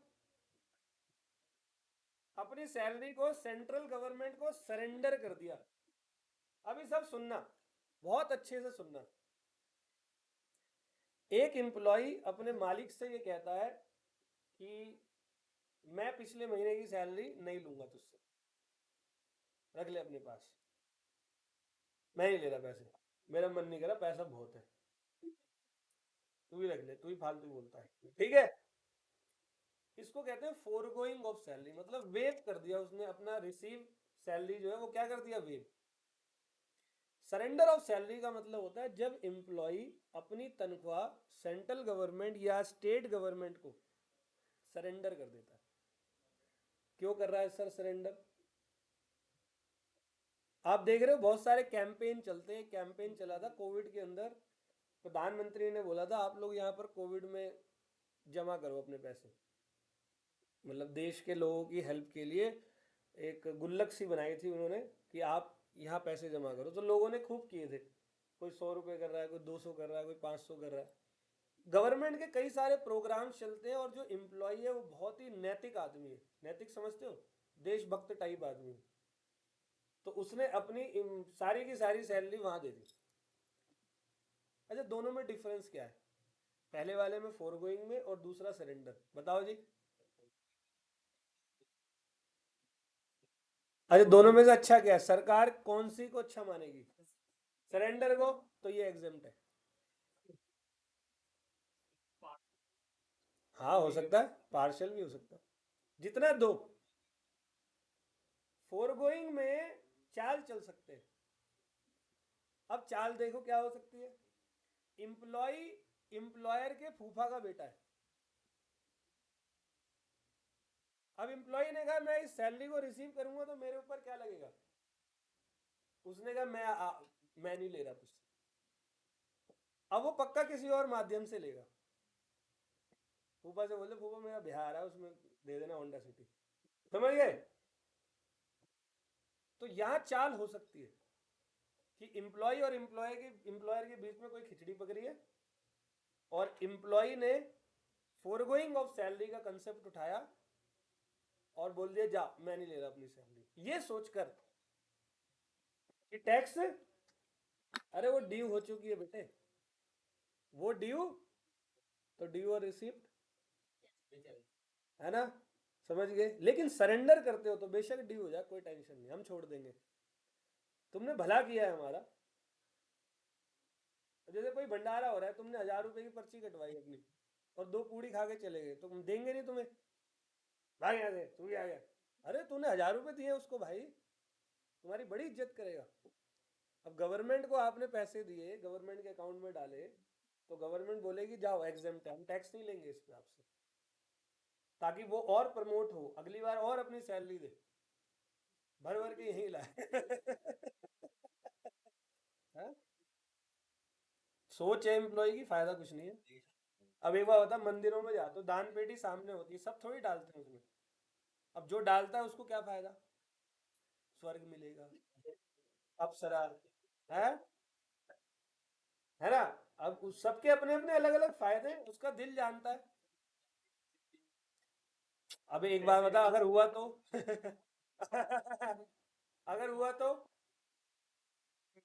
ये हर कोई सोचता है, ये बात पता है, ये बात मैं भी सोचता था पहले। मैं बताता हूँ, एक बार किसी ने मुझसे पूछा ऐसी, मतलब कुछ बहुत सारे भले भले लोग थे कुछ, जो मंगलवार को भारत में तुम्हें पता 8-10 टाइप के अलग अलग लोग होते हैं, है ना? कि मंगलवार को चिकन नहीं खाता, घर में नहीं खाता, बाहर खा लेता। अच्छा, तरी तरी खा लेता हूँ, पीस नहीं खाता। अच्छा, अंडा खा लेता हूँ, चिकन नहीं खाता, या प्याज लहसुन नहीं खाता। बहुत डिफरेंट टाइप टाइप के लोग होते हैं। तो पहले मैं भी ऐसे ही बोलता था, मैं कहा भाई पता चला यहाँ सारे हमने कुछ खाया पिया भी नहीं, कुछ भी नहीं किया, ऊपर जाके पता चला कुछ है ही नहीं, कट गया हमारा। लेकिन नीचे भी कुछ नहीं है, ये बाद में पता लगा मुझे। ठीक है? फिर अब मेरी फिलोसफी फिलहाल ऐसी नहीं है, तो मैं थोड़ा सा स्पिरिचुअल तरीके से भी हल्का फुल्का चलने की कोशिश करता हूँ। कई लोग नहीं चलते, जो नहीं चलते उनको क्या फायदा हो रहा है, और जो चलते हैं उनको क्या फायदा हो रहा है? सबके पर्सनल बेनिफिट है, इसीलिए वो सरेंडर कर रहे हैं अपनी। कुछ आ रहा है समझ में? आप किसी के पर्सनल बेनिफिट के बारे में कोई अनुमान नहीं लगा सकते कि उसने क्यों सरेंडर करी। हो सकता है उसने किसी अनाथालय में करी हो, जो गवर्नमेंट रन कर रही है। क्यों करी? वहां बच्चों का अनाथालय है और उसके खुद के कोई बच्चे नहीं है। नहीं नहीं, सुन तो लो, हो सकता है, ये भी हो सकता है, उसके खुद के भी हो सकते हैं, लेकिन वो क्यों है वहां? ठीक है। ऑल वेल, ये तो बिगड़ा हुआ आदमी है। चलो, तो सरेंडर ऑफ सैलरी और फोरगोइंग को पढ़ लेते।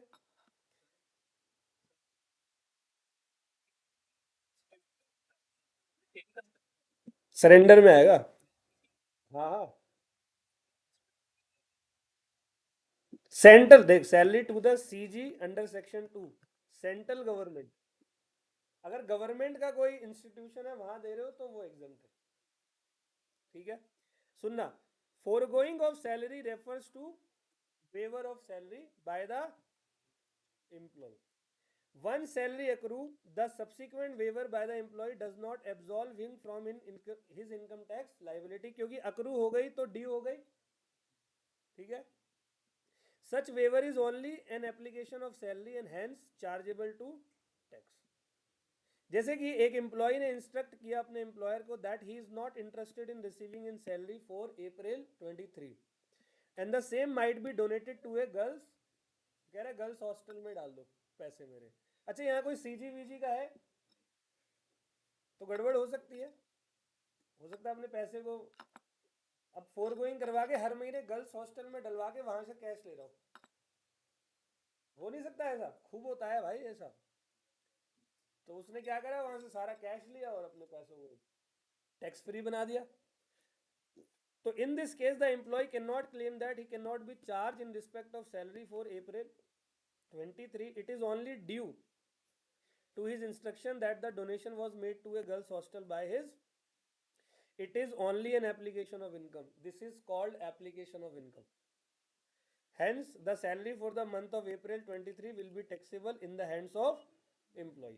और सरेंडर क्या कह रहा है, if an employee surrender is salary to CG तो यहां पर एग्जेम्प्ट हो जाएगा। समझ गए सर? सीजी को दे दो एग्जेम्प्ट है, कोई दिक्कत नहीं। जैसे आप अपनी तनख्वाह आई, आपने किसी दोस्त को दे दी तो घर वाले बहुत कूटेंगे, लेकिन तनख्वाह आई आपने पूरे पैसे मम्मी पापा को दिए तो कितनी अच्छी बात है, कितना प्यारा लाडला बच्चा है, इससे अच्छी औलाद नहीं हो सकती, तो लोग दुनिया दुआ देंगे। और तुम बताओ दोस्त को दे दी यार, उसको जरूरत थी, 3 दिन से नहीं पी थी उसने, है? पार्टी मतलब क्या? अरे उसके लिए तो अलग है, उसके लिए डिडक्शन मिलती है, वो अलग टॉपिक है। उसके लिए सेक्शन चैप्टर 6 से सेक्शन नंबर 80 जी के उसमें 80 की पूरी सीरीज है, 80 सी से लेकर 80 यू तक, वहाँ डिडक्शन मिली। इलेक्ट्रोरल बंद हुआ है ना बॉन्ड, सुप्रीम कोर्ट ने बैन किया, पूरे डिडक्शन को थोड़ी किया। ठीक है, इलेक्ट्रोरल बॉन्ड से मिलने वाले पैसों को किया ना, बाकी तरीके से डोनेशन को बंद थोड़ी किया। सही है जी, आगे बढ़ जाए। चलो जी आगे बढ़ो। अब ये कह रहा है टैक्स फ्री सैलरी। आप लोग कोई भी बताओ टैक्स फ्री सैलरी का मतलब है गलत। मुझे पता था यही बोलेंगे सब। ऐसी कोई सैलरी है ही नहीं जिसपे टैक्स ना लगता हो, किसी की औकात नहीं है एम्प्लॉयर की कि वो ऐसी सैलरी देता हो जिसपे टैक्स ना लगता हो। तू कौन है बे? गवर्नमेंट बोलेगी उससे, एम्प्लॉयर से, तू कौन है, तू साले टैक्स फ्री सैलरी को बांट रहा है। तो ये क्या है sir, tax free salary heading भी लिखी हुई है, तुम गुमराह कर रहे हो देश को। तो क्या है जरा सुनो ध्यान से, बहुत अच्छे से सुनना। तुमने नाम सुना है कभी TDS? क्या होता है? Tax deduction at source. Source का मतलब कहीं से पैसे जा रहा है, तो पक्का किसी को रिसीव भी हो रहा होगा।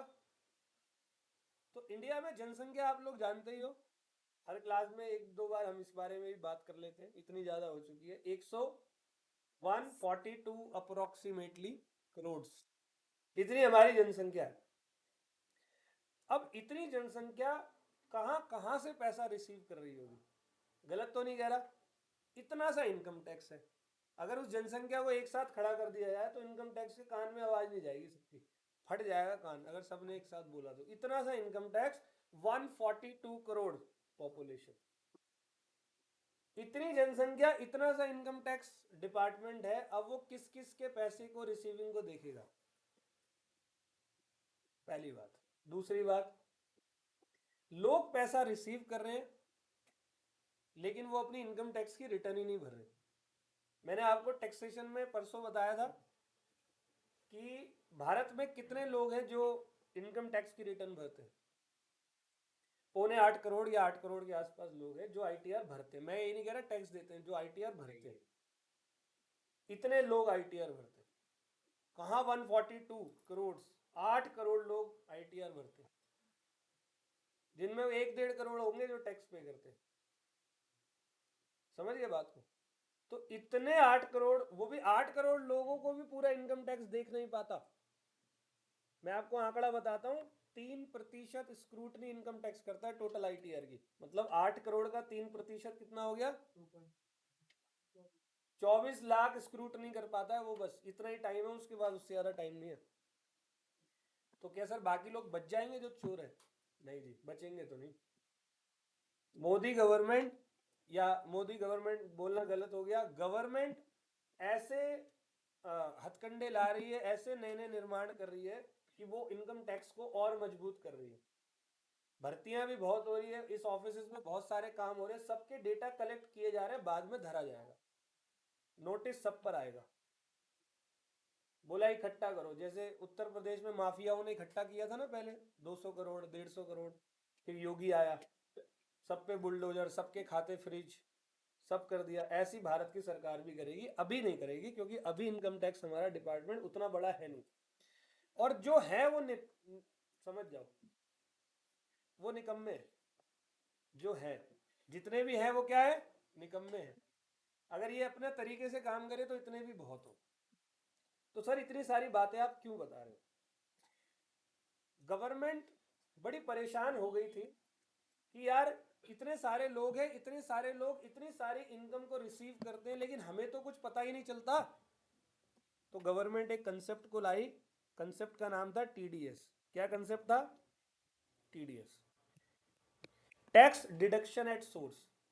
जिस सोर्स से पैसा जा रहा है उसको बोल दिया, पेयर को बोल दिया कि तू जब भी पैसे देगा तो एक काम करियो, तू टैक्स डिडक्ट करियो, रेट मैं बता रहा हूं, और वो मेरे अकाउंट में जमा कर दियो गवर्नमेंट के। तो आप लोग बोलो यार ऐसे तो ये तो गलत नहीं हो गया कि कोई वो पर्सन जो इनकम टैक्स के लिए लाइबल ही नहीं है, जिसकी इनकम इतनी सारी है ही नहीं, और उसका आप पहले से टैक्स काट कर अपने पास रख रहे हो। गवर्नमेंट कह रही है सुनो, मैंने आपका टैक्स का पैसा रखा है, बस अगर आपको लगता है आपकी इनकम स्लैब रेट से कम है तो आप अपनी इनकम टैक्स की रिटर्न भरो, इनकम शो करो, मेरे से रिफंड ले लो अपने टीडीएस का। तो वो अपने टीडीएस का रिफंड लेने के लिए आईटीआर भरेंगे, यही तो सरकार चाहती थी। नहीं समझे? नहीं समझे? एक बार और, गवर्नमेंट परेशान थी, लोग अपनी आईटीआर नहीं भरते। कारण तो और भी बहुत सारे, मैं एग्जांपल इससे दे रहा हूं। गवर्नमेंट ने तरीका निकाला, गवर्नमेंट ने पेयर को बोला कि तू जब भी पेई को, कुछ स्पेसिफिक चीजों की बात हो रही है, हर जगह पर टीडीएस नहीं लगता, कुछ स्पेसिफिक चीजों की बात हो रही है। टीडीएस पता है कहां लगता है? जहां बंदे की को इनकम आ रही है, जहां रिवेन्यू आ रहा है वहां टीडीएस नहीं लगता। अब जैसे कि किसी ने 2000 की जीन्स बेची, 2000 की जीन्स बेची तो 2000 रुपये रिसीव करेगा, वहां टीडीएस नहीं लगता। अब उसको तो प्रॉफिट ही 200 रुपये का हुआ है, सैलरी पे टीडीएस लगता है। ये टीडीएस का एक पूरा चैप्टर है, अंत में वहां बताऊंगा। फिलहाल मुद्दे की बात सुनो जो मैं कहना चाह रहा हूं। गवर्नमेंट ने पेयर को इंस्ट्रक्शन दी कि पेयर मेरे भाई, ये तेरी ड्यूटी है, तू जब भी इसको पेमेंट करेगा वो पेमेंट टैक्स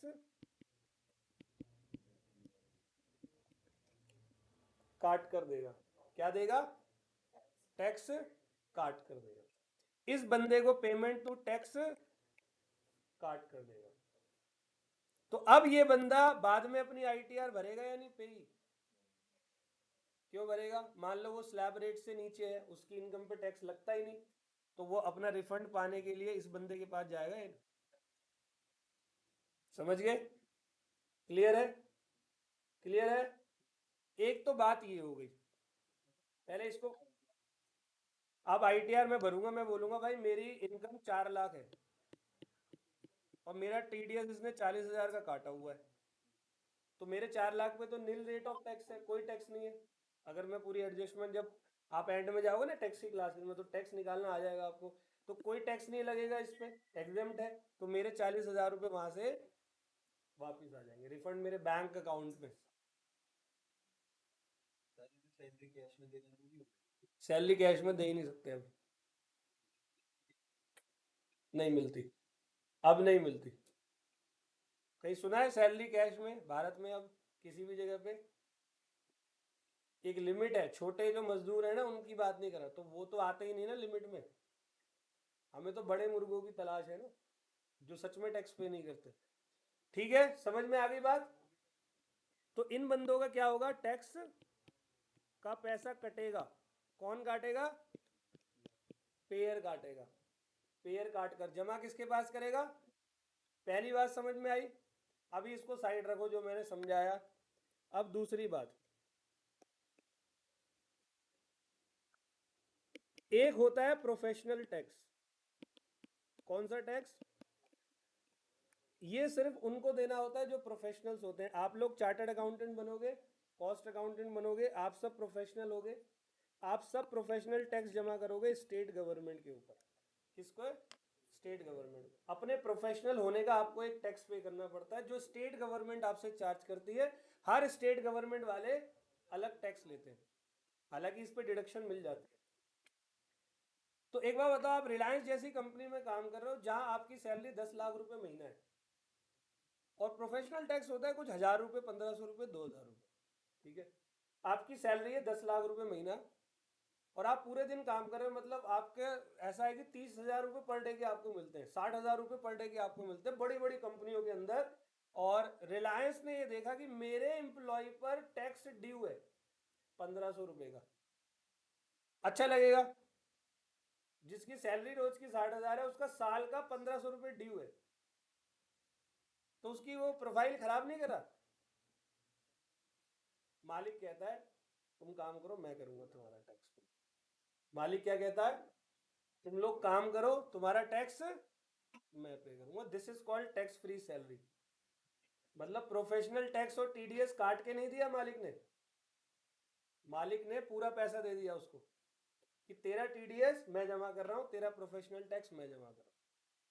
अब ये मत पूछना क्यों कर रहा है, एम्प्लॉय बड़ा अच्छा है भाई। वो एम्प्लॉय की वजह से 10 करोड़ की कंपनी 300 करोड़ पे पहुंच गई है। तो मतलब वो अपनी जेब से दे रहा है। आया समझ में? इसको कहते हैं टैक्स फ्री सैलरी। ऐसा नहीं है कि उसको टैक्स नहीं देना, ऐसा नहीं है, उसको जो 10 लाख रिसीव होंगे ना वो देगा टैक्स उस पर। लेकिन टैक्स फ्री का मतलब, अब पढ़ता हूं ध्यान से सुनना। In such cases the employer bear the burden of tax on salary of employ. आ गया समझ? जो बर्डन किसके ऊपर है? एम्प्लॉय पे। वो कौन बियर कर रहा है? ठीक है, और ये परक्यूजिट है, इसको बोलते हैं मोनेटरी परक्यूजिट, जो मैं आपको परक्यूजिट्स के टॉपिक में बताऊंगा। इस टॉपिक को कहते हैं टैक्स फ्री सैलरी। ये जो मैंने आपको बताया किसी को नहीं बताऊंगा। प्रोफेशनल टैक्स 2,000 रुपये, 2,500 रुपये, मान लो दिल्ली का प्रोफेशनल टैक्स 2,500 रुपये साल का। और मैं दोबारा रिपीट करता हूँ, ये स्टेट गवर्नमेंट लेती है प्रोफेशनल से। तो वो प्रोफेशनल टैक्स एम्प्लॉय पर ड्यू हो गया। एम्प्लॉय की तनख्वाह है 1,500 करोड़ रुपए, पैकेज है पूरा। अब आप लोग थोड़े से बड़े हो जाओगे, 40, 45, 50 की तुम्हारी उम्र हो जाएगी, तो इतना ही पैकेज होगा। इन्फ्लेशन से और बढ़ा लो थोड़ा सा, 2-2 करोड़ के, 1,500 करोड़ के तुम्हारे पैकेजेस होंगे। तो तुम्हारा प्रोफेशनल टैक्स होगा, चलो उस टाइम के हिसाब से 5,000 रुपये महीना मान लो। वो ड्यू है आपके ऊपर, क्योंकि वहां वो कैश लेते हैं। और आप कैश जमा कराने जाओगे तो एक दिन की सैलरी तुम्हारी कितनी है, कर लो 2 करोड़ के हिसाब से। तो तुमने छुट्टी करी वहां 2,500 जमा कराने के लिए, समझिए। 5 लाख रुपए पर डे कमा रहे हो, 2,500, 5,000 जमा करने के लिए छुट्टी करी। ये है कोई लॉजिकल बात? तो मालिक कहता है भाई जब तेरे को मैं 2 करोड़ दे रहा हूँ महीने के, साल के, तो पगले तेरे 5,000 मेरी तरफ से, कोई बात नहीं, tax free salary. All well. तो टैक्स फ्री नहीं है इसमें। ये जो सैलरी मिल रही है, एम्प्लॉय का जो ऑब्लिगेशन है, वो किसने पे कर दिया? एम्प्लॉयर ने पे। समझ गए जी? ऑल वेल, ठीक है जी।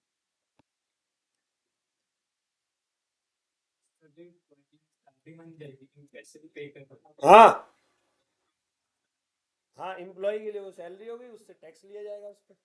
ठीक है, डन। टीडीएस भी इंक्लूड होते तो समझ में टीडीएस काट ली, फिर एम्प्लॉय का ऑप्शन है एम्प्लॉयर पे, वैसे वो काटते नहीं है, प्रोफेशनल टैक्स वो दे देते हैं। टीडीएस, पर एम्प्लॉय जो है वो स्लैब रेट में नहीं आता, फिर वो आईटीआर फाइल करता है। हाँ टीडीएस तो एम्प्लॉयर ने दिया था वो उसको मिल जाएगा। हाँ, तभी तो पे किया एम्प्लॉयर ने कि तेरा बेनिफिट हो रहा है, जा ले जा। हाँ ठीक है, आगे बढ़े। एक बार और टीडीएस बता देता हूँ, सुनो जी। टीडीएस एक बार और सुन लो बेटे, रख दो ना, दिक्कत हो रही है मुझे बहुत, बहुत देर हो गई मैं बोल नहीं रहा। टीडीएस का मतलब होता है टैक्स डिडक्शन एट सोर्स। अब ये क्या होता है? देखो, भारत की सरकार हमेशा चाहती है कि लोग इनकम टैक्स की रिटर्न भरे और इनकम पे टैक्स भी भरे। टैक्स भरवाने से पहले उनकी रिटर्न भरवाना इज वेरी इंपॉर्टेंट। मैं आपको बताता हूँ, कई लोग ऐसे हैं जिनके 8-8 मकान हैं, उनसे बोलो आईटीआर भरी, बोलेगा है, उसने कभी अपने जीवन में आईटीआर भरी नहीं। सच में आज भारत के अंदर मैं आपको ऐसे हजारों लोगों से मिलवा दूंगा जिन्होंने अपने जीवन में आईटीआर नहीं भरी, उनकी 8-8 बिल्डिंग है, उनके 5-5 लाख रुपए किराया आता महीने का, आईटीआर नहीं भरी उन्होंने।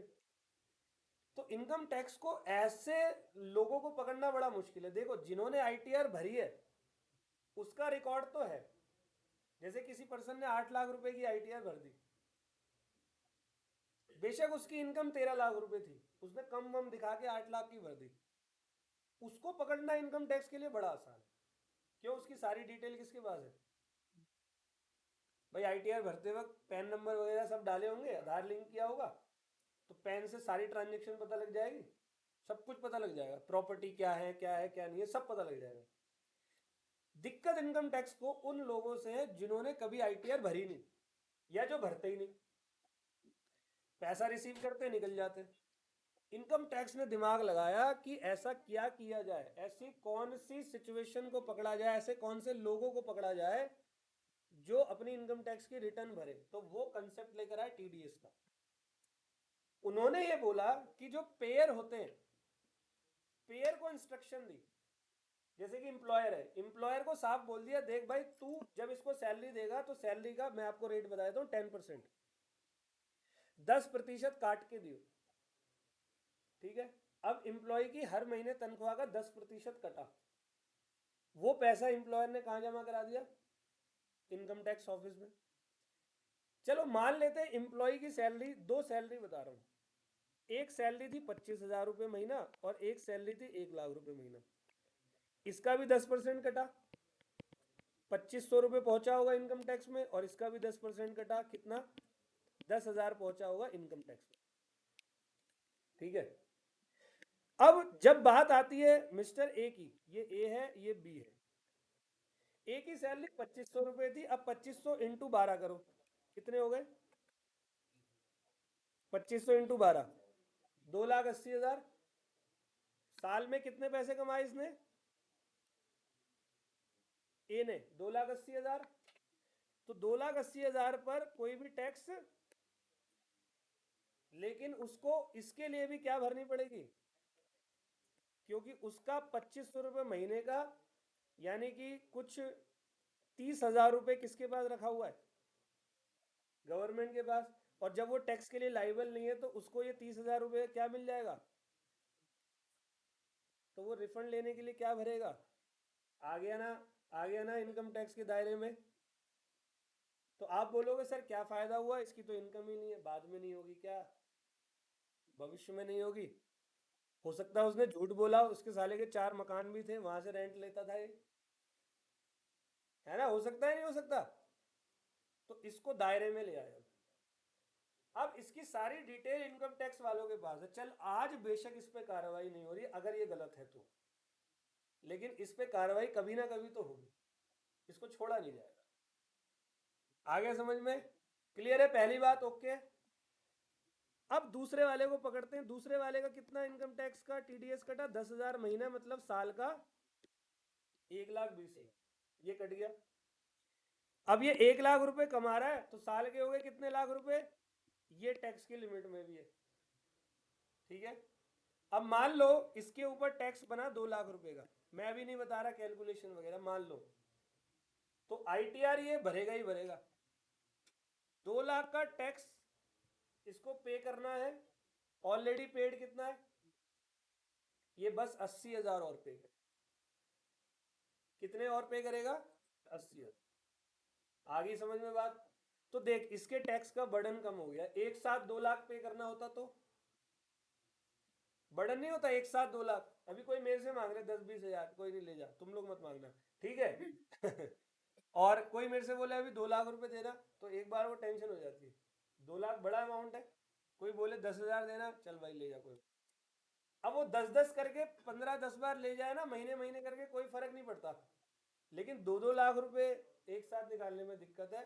तो TDS की वजह से देखो, एक फायदा टैक्स पेयर को भी हुआ जिसके ऊपर से बर्डन हट गया, और एक फायदा गवर्नमेंट को भी हुआ कि वो लोग जो ITR नहीं भरते उनको धर लिया हमने। इसको TDS कहते हैं। आगे समझ क्लियर है? अब आप लोग बोलोगे तो फिर इंप्लॉयर उसकी बात मानता क्यों है गवर्नमेंट की? गवर्नमेंट ने इंस्ट्रक्शन किसको दी कि भाई तू TDS काटेगा, इंप्लॉयर ने TDS नहीं काटा तो? आप सुनो, इंप्लॉयर कौन है? मालिक। मालिक का ये क्या है? बिजनेस। और मालिक अपने बिजनेस में सारे एक्सपेंसेस को क्या करता है? क्लेम करता है। उसका ये एक्सपेंस क्लेम ही नहीं होगा सैलरी का। इनकम टैक्स वाला बोलेगा बोलेगा साले तेरे को TDS के लिए बोला था ना मैंने, काटने को नहीं काटा, निकल, ये एक्सपेंस क्लेम ही नहीं है तेरा। समझ गए सब? तो मालिक उससे उसकी इनकम क्या हो जाएगी? बढ़ जाएगी, और उसका टैक्स बढ़ जाएगा। वो बेवकूफ थोड़ी है, तो वो काटेगा वहां से। ठीक, आ गया समझ में? क्लियर है? सही लग रहा है? टैक्सेशन मजेदार है। अगली क्लास से प्रैक्टिकल्स भी चालू हो जाएंगे। चलो जी, सेक्शन 17(3) अभी नहीं। अब यहां मैं आपको बताता हूं major component of salary. Salary के बहुत सारे कंपोनेंट, तो देखना जी ध्यान से। एक तो सैलरी में होती है आपकी क्या? बेसिक पे। बेसिक तो वही होता है जो काट पीट के मिलता है। तुम लोगों ने सुना होगा लोगों से, भाई काट पीट के इतने आ जाते हैं, सुना है? काट पीट के 70,000, तो ये काट पीट के यही है बेसिक पे। एक होता है आपका क्या?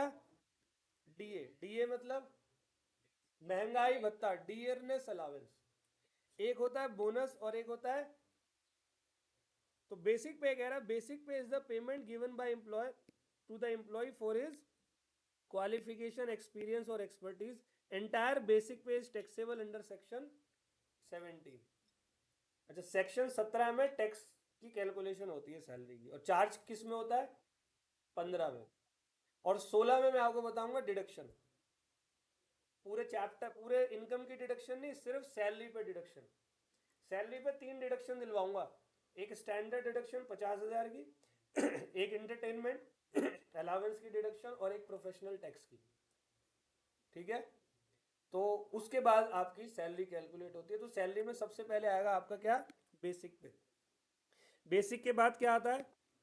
DA means dearness allowance represent the payment made by employer to the employee to compensate for increase in, मतलब इन्फ्लेशन। All well. तीसरा क्या होता है? Bonus. Bonus represent the payment made by employer to employee out of profit earn by the employer. Employee को साल में एक बार क्या देता है? बोनस देता है। और entire bonus is taxable in the year of receipt as per the section 17। और कमीशन एम्प्लॉयर एम्प्लॉय को देता है एक्स्ट्रा वर्क करने के लिए, पूरा टैक्सेबल। मतलब ये चार जो होंगे ये टैक्सेबल होंगे पूरा। मैं कुछ बताने जा रहा हूं, ध्यान से सुनना। सैलरी के चैप्टर में एक पोर्शन आपका है basic plus DA plus bonus plus, कहीं भी क्वेश्चन आ जाए आपसे बोले सैलरी निकालो, ये पूरी की पूरी फुल टैक्सेबल होते हैं। कितने? सही है? तो सर फिर चैप्टर क्यों पढ़ा रहे हो? अमाउंट देखेंगे, पूरा टैक्स मार देंगे, खत्म बात। ये क्वेश्चन आ सकता है। अब आ जाओ जी, इसके अलावा अलावेंसेस, परक्यूजिट्स, प्रोविडेंट फंड। वैसे इसके अंदर लिखते हैं रिटायरमेंट बेनिफिट, रिटायरमेंट बेनिफिट्स, सबसे इंपॉर्टेंट ये मोस्ट इंपॉर्टेंट है रिटायरमेंट बेनिफिट्स। और परक्यूजिट में एक आरएफए है जिसके अंदर आपके लिए अमेंडमेंट आई है, चेंज हुआ है, तो वो इंपॉर्टेंट माना गया है। आरएफए रेंट फ्री अकोमोडेशन, ठीक है। अलावेंस में एक एचआरए होगा, वो बड़ा इंपॉर्टेंट होता है। और रिटायरमेंट बेनिफिट पूरा, ग्रेचुटी, लीव, सैलरी, पेंशन, सब अपने आप में अपने से मतलब हर टॉपिक अपने आप में एक बहुत धुरंधर टॉपिक है, मुश्किल नहीं है, इंपॉर्टेंट है। तो ये 3 टॉपिक है ना इस चैप्टर के अंदर, अलावेंसेस, परक्यूजिट और रिटायरमेंट बेनिफिट्स, इनमें से कुछ हिस्सा टैक्सेबल है और कुछ हिस्सा, आया कुछ समझ में? हमें बस यही चैप्टर में निकालना है कि जो हिस्सा एग्जेम्प्ट है उसे साइड करना है, और जो टैक्सेबल है उसको जोड़ के एंड में आपको निकाल लेनी है आपको क्या, ग्रॉस सैलरी।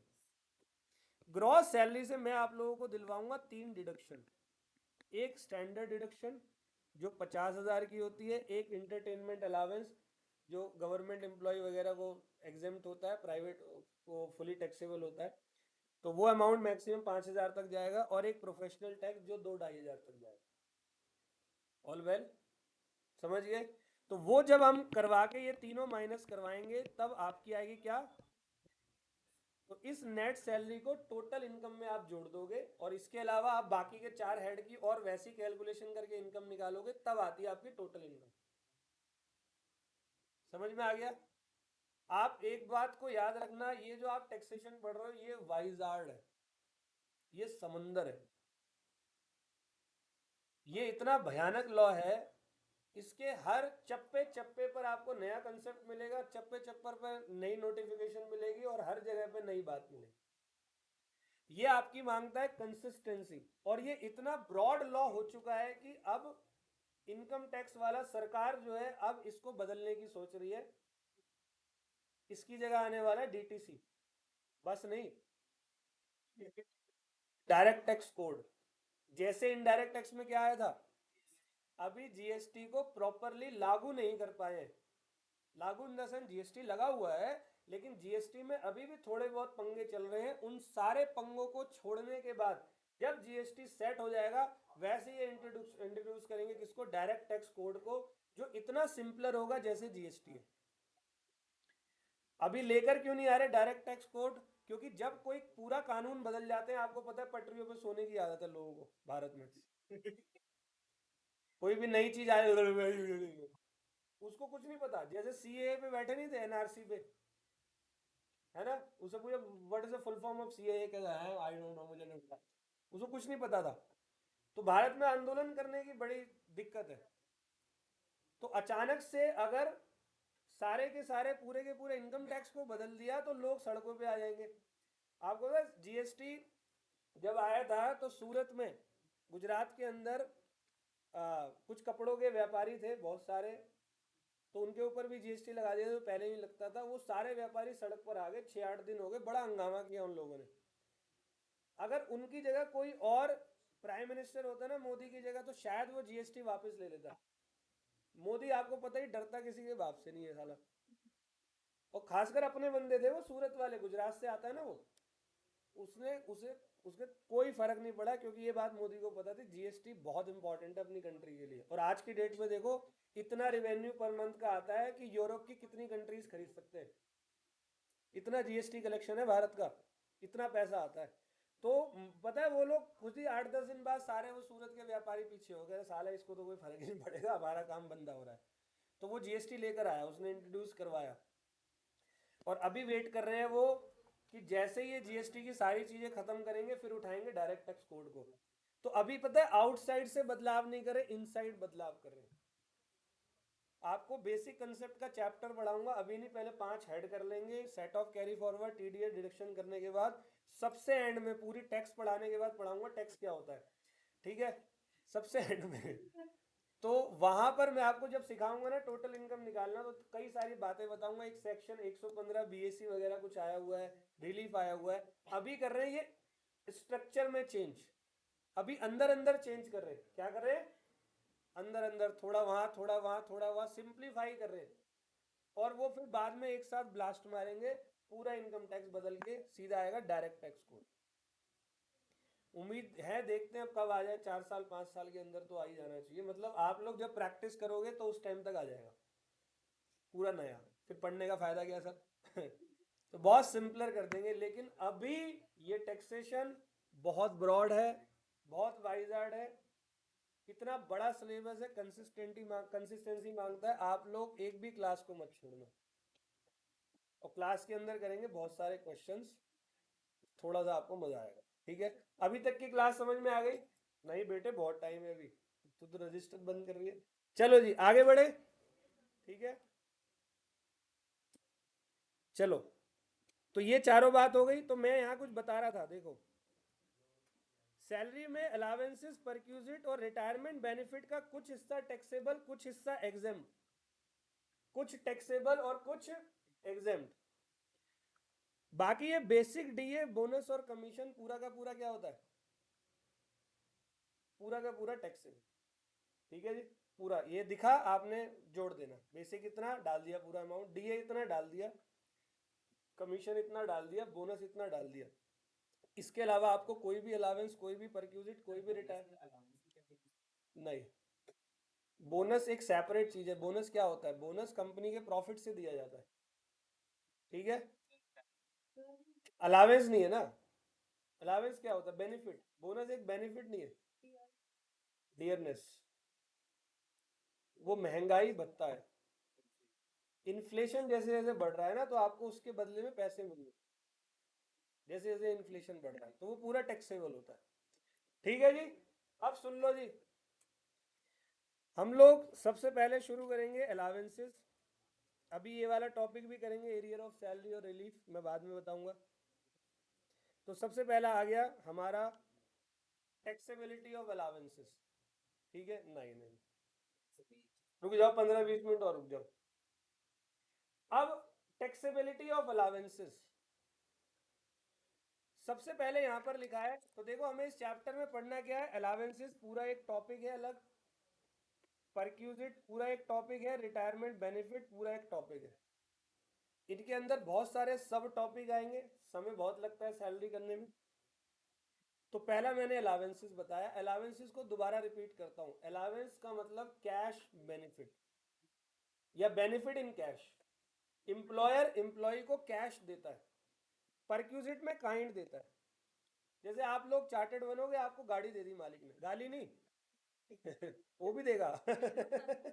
आपको गाड़ी दे दी, तो वो बेनिफिट इन क्या है? काइंड है, तो मतलब परक्यूजिट हो गया।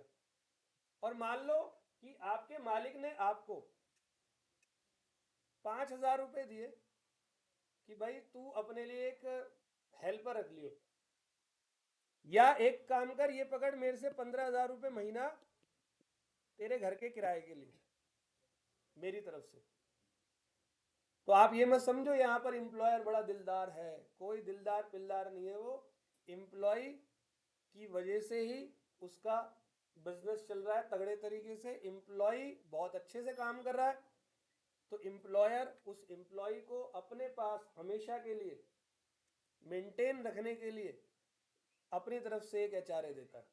अच्छा एक बात बताओ, अगर ये 15,000 रुपये मालिक नहीं देता, तो एम्प्लॉय अपनी जेब से रेंट देता? एम्प्लॉय का खर्चा होता? इनकम टैक्स वाले ने यहीं पकड़ा उसको, कह रहा सुन तेरी इनकम है।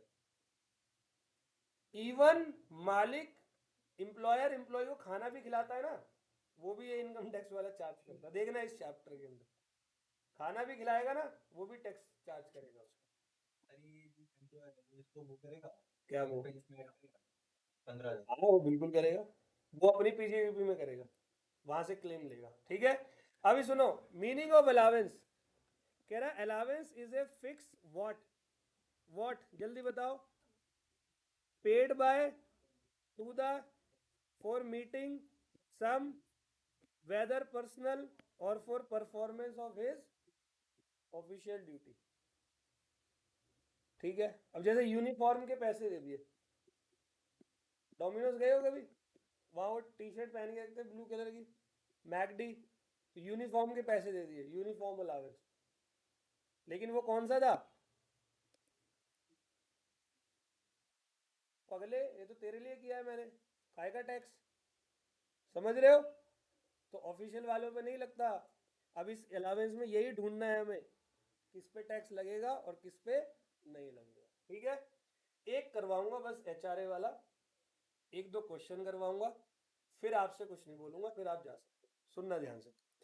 तो सबसे पहले हाउस रेंट अलावेंस, फिर स्पेशल अलावेंस में पर्सनल और official, foreign allowance, other allowance और इंटरटेनमेंट। इंटरटेनमेंट में मैं क्या लेता हूँ? डिडक्शन, क्योंकि जिसके आगे आपको 16 नजर आ जाए इस चैप्टर में क्या मिलेगी? ठीक है, 16 नजर आती, बताएंगे, वहां आने तो दो। ये सारी अलावेंसेस टैक्सेबल नहीं होती। बस 5 मिनट दे दो, ध्यान से सुनना मेरे प्यारो। अगर ये लिखना हो तो लिख सकते हो, ये वीडियो अपलोड करूंगा, देख लेना। ठीक है, देखो, अलावेंसेस 3 टाइप की होती है। एक होती है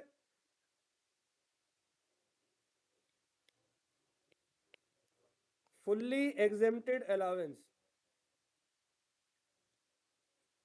ठीक है। एक होती है partly exempted and partly taxable allowance.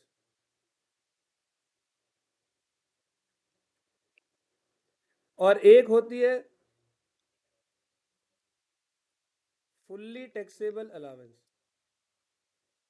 ठीक है, 3 तरीकों की अलावेंस है हमारे पास। Fully exempted allowance, partly exempted and partly taxable, और तीसरा क्या है? Fully taxable allowance. ठीक है, सबसे पहले मैं आपको कराऊंगा partly exempted and partly taxable. इसका पहला वाला पोर्शन है एचआरए। एचआरए मतलब हाउस रेंट अलावेंस, एकोमोडेशन नहीं।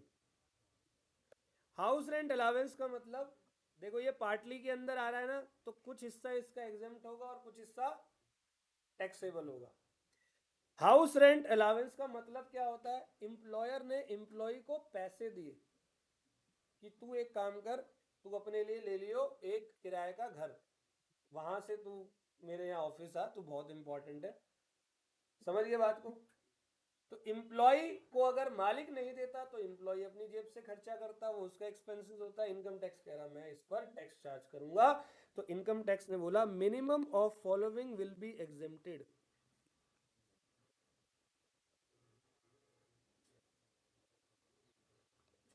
Minimum of the following will be exempted.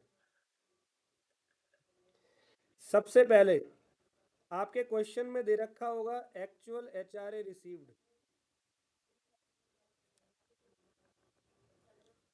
Actual, तो 3 पॉइंट बता रहा हूं मैं आपको। दूसरा है 50% ऑफ सैलरी और 40% ऑफ सैलरी। सर ये क्या पागल बना रहे हो? अगर एम्प्लॉय को पैसे मिले हैं ऐसी जगह काम करने पर जो कि दिल्ली है, मुंबई है, चेन्नई है, कलकत्ता है, मतलब जो घर है, हाउस है, वो कहाँ लिया है? दिल्ली, मुंबई, चेन्नई, कोलकाता, तो 50% ऑफ सैलरी, वरना। और तीसरा है रेंट पेड -10% ऑफ सैलरी। अब जरूरी थोड़ी है मालिक ने जितने पैसे दिए उतना ही रेंट पे करता हो, कम भी करता हो, ज्यादा भी कर सकता है। तो रेंट पेड -10% ऑफ सैलरी, दोनों में, तीनों में से जो भी मिनिमम अमाउंट है वो क्या हो जाएगा? एग्जेम्प्ट। तो टैक्सेबल क्या होगा? जो एक्चुअल एचआरए मिला है उसमें से एग्जेम्प्टेड माइनस करो, क्या आ जाएगा? टैक्सेबल। यहां सबसे बड़ी बात, सबसे बड़ी बात सुनो ध्यान से, बहुत बड़ा चैलेंज है ये जानना, सर ये जो आप लिखवा रहे हो 50% of salary, then what is the meaning of salary? Salary का मतलब क्या होता है गुरुजी? आपको पता है? सैलरी तो 40 अलग अलग तरीकों की होती है, तो बोलता हूँ सुनते रहना। Basic commission, DA, helper allowance, servant allowance, city compensatory, overtime, project entertainment, medical allowance, transport allowance और non practising allowance, lunch allowance, helper allowance, uniform allowance, research allowance, travelling allowance, conveyance allowance, daily allowance. अभी तो allowance की बात करी, सब per unit में भी आते हैं। सुनो जी सुनो, सब कुछ सुनो। सैलरी का पार्ट बता रहा हूं मैं पूरा, अभी बोलता रहूंगा, सुनते रहना। आरएफए, रेंट फ्री एकोमोडेशन, ठीक है सर। इंटरेस्ट फ्री लोन, ठीक है sir. Credit card facility sir. Club facility, entertainment allowance sir. Medical, children education allowance, children hostel allowance. ऐसे कर करके इतनी लिस्ट बनती है कि एक सिंगल A4 साइज पर पूरी सैलरी नहीं आती। तो क्या सबका 50% और सबका 40%? तो सर टैक्स क्यों पढ़ा रहे हो, मैथ ही पढ़ा लो ना। है ना जी। तो इतनी सारी सैलरी में से ओनली सैलरी मतलब बी, सी और डी, बस, कंडक्टर और ड्राइवर, ठीक है जी। बी फॉर बेसिक पे, सी फॉर और डी फॉर ऑल वेल। हाँ अच्छा, यहां से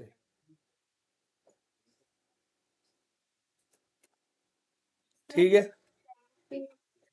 अभी अभी पूरा बता रहा हूँ, पूरा बता रहा हूँ, अभी वहां पहुंचा नहीं हूं मैं। पहले सैलरी सुन लो बेटे। कमीशन आप क्वेश्चन में वही वाले लेना, सुनो सब सुनो, जो फिक्स परसेंटेज ऑफ सेल्स या टर्नओवर होंगे। सेल्स का, क्योंकि एक बार बताओ, किसी भी एम्प्लॉय को सैलरी किसकी क्यों मिलती है, कमीशन क्यों मिलता है? सेल बढ़ाने पे ना। तो कमीशन जो सेल के बढ़ाने पर दिया गया सिर्फ वही लेना। अब मान लो कमीशन किसी और चीज पे दिया हो,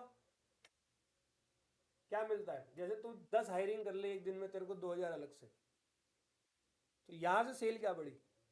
कोई सेल नहीं बढ़ी ना, तो फिर वो कमीशन नहीं लेना। कमीशन सिर्फ वो वाला जो फिक्स परसेंटेज ऑफ सेल्स और डियरनेस अलावेंस सिर्फ फॉर्मिंग पार्ट ऑफ सैलरी, जो क्वेश्चन में दे रखा होगा।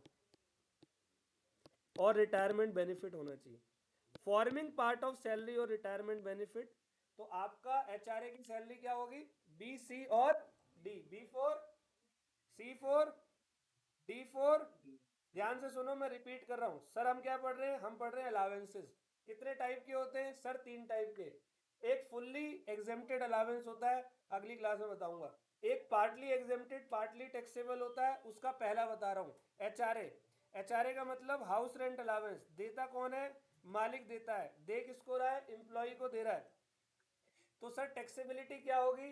तो minimum of the following will be exempted. अब minimum of the following will be exempted मतलब, minimum of the following will be exempted मतलब जो सबसे कम होगा वो एग्जेम्प्ट होगा। तो सर सबसे पहली बात, एक्चुअल एचआरए रिसीव्ड, क्वेश्चन में दे रखा होगा 50% ऑफ सैलरी और 40% ऑफ सैलरी, और rent paid minus 10% of salary, question में दे रखा होगा एम्प्लॉय ने कितना रेंट पे किया है। मान लो 6000 रुपये महीना, तो 6000 मल्टीप्लाई 12 माइनस जो भी सैलरी निकली है उसका 10% कर दो, अमाउंट आ जाएगा। जो भी मिनिमम होगा एग्जाम कर देंगे, और एक्चुअल में से एग्जाम को माइनस। यस सर, ठीक है, डन है। एक क्वेश्चन कर रहे हैं और उसके बाद छोड़ दूंगा, फिर जाने चले जाना। सबके सब आ जाओ। अच्छा क्वेश्चन मेरे को लाना।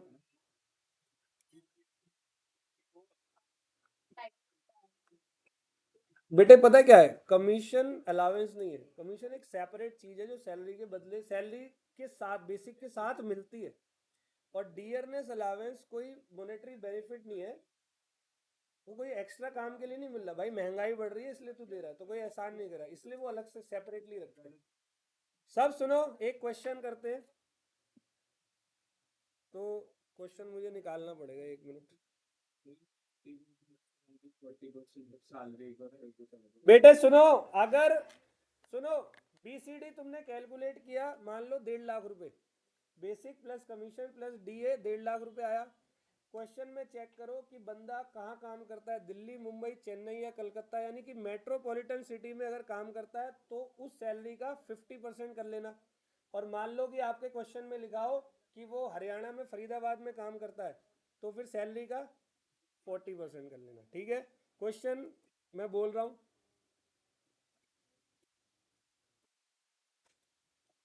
लिख रहा हूँ, एक क्वेश्चन कर दो बस छोटा सा, और नेक्स्ट क्लास में आपको सारे क्वेश्चन इसी नोट्स के अंदर है, वो सब आपको एक साथ मिल जाएंगे। लिखो, mister X gets the following emoluments. Mister x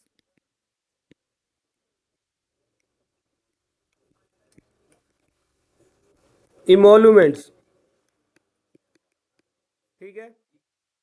benefits, इमोल्यूमेंट मतलब बेनिफिट्स, बेसिक पे इसका 10,000 पर मंथ है।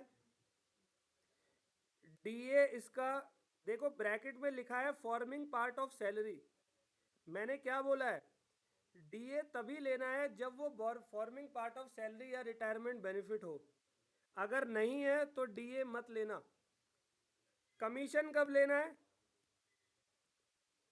जब वो फिक्स परसेंटेज ऑफ सेल या टर्नओवर हो। इस क्वेश्चन के अंदर कुछ नहीं दे रखा, मत लेना। बोनस हमारा 4,000 पर मंथ है, 4,000 पर एनम। और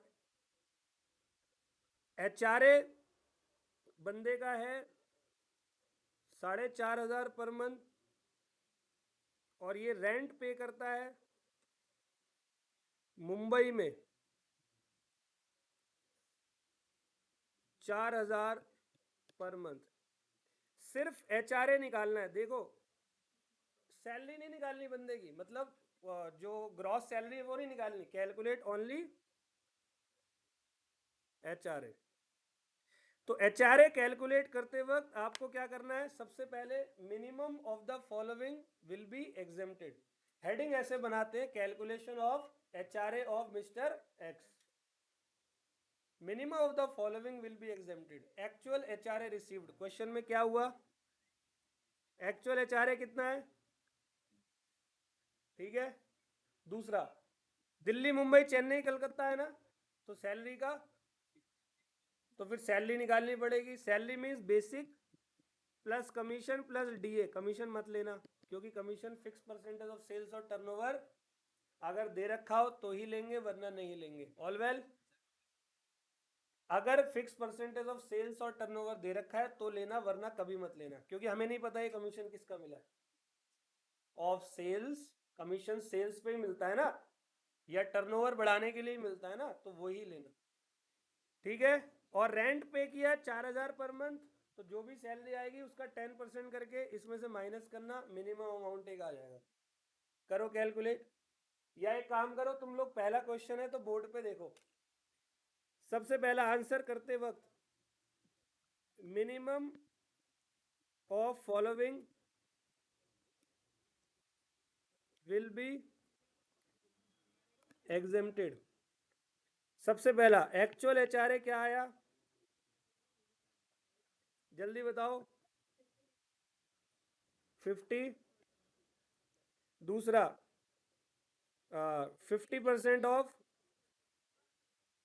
तो सर अब यहाँ वर्किंग नोट नीचे बनाकर मुझे कैलकुलेशन ऑफ करनी है क्या, salary. Salary means B plus C plus D, basic क्या है 10,000 इंटू, कमीशन मुझे नहीं लेना मतलब कुछ नहीं, और डीएनएस अलाउंस क्या है 24,000, ठीक है जी, तो 1 लाख, ठीक है। अब इसका 50% करो क्योंकि मुंबई में 72,000। तीसरा कह रहा है rent paid minus 10% of salary, तो रेंट कितना पे किया 4,000, 48,000 माइनस 10% ऑफ सैलरी, सैलरी क्या है 1,44,000 का 14,400, बताओ जरा 33,600, बताओ मिनिमम क्या है तीनों में 33,600 क्या हो गया, टैक्सेबल क्या हो गया, 54 minus 33,600 will be your taxable HRA।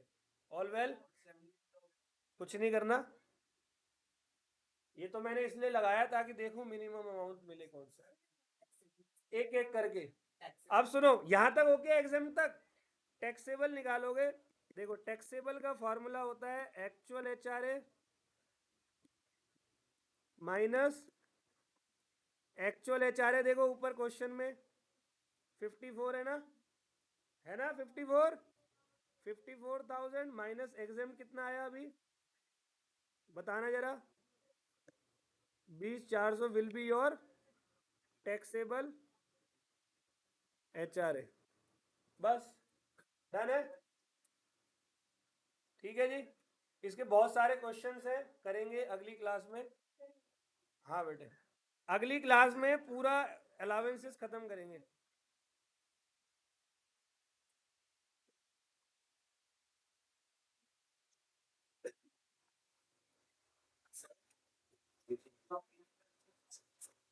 हाँ जी बेटे, बैग नहीं,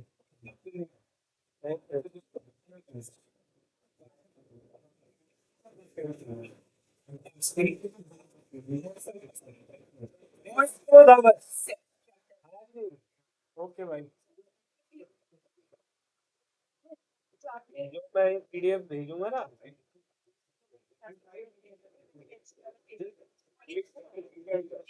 वो तो मैं इसमें दोबारा कराऊंगा। कूल है, अभी बताऊंगा। टैक्स बहुत कूल है, टैक्स कूल है, ठीक है, ओके। हाँ बेटा।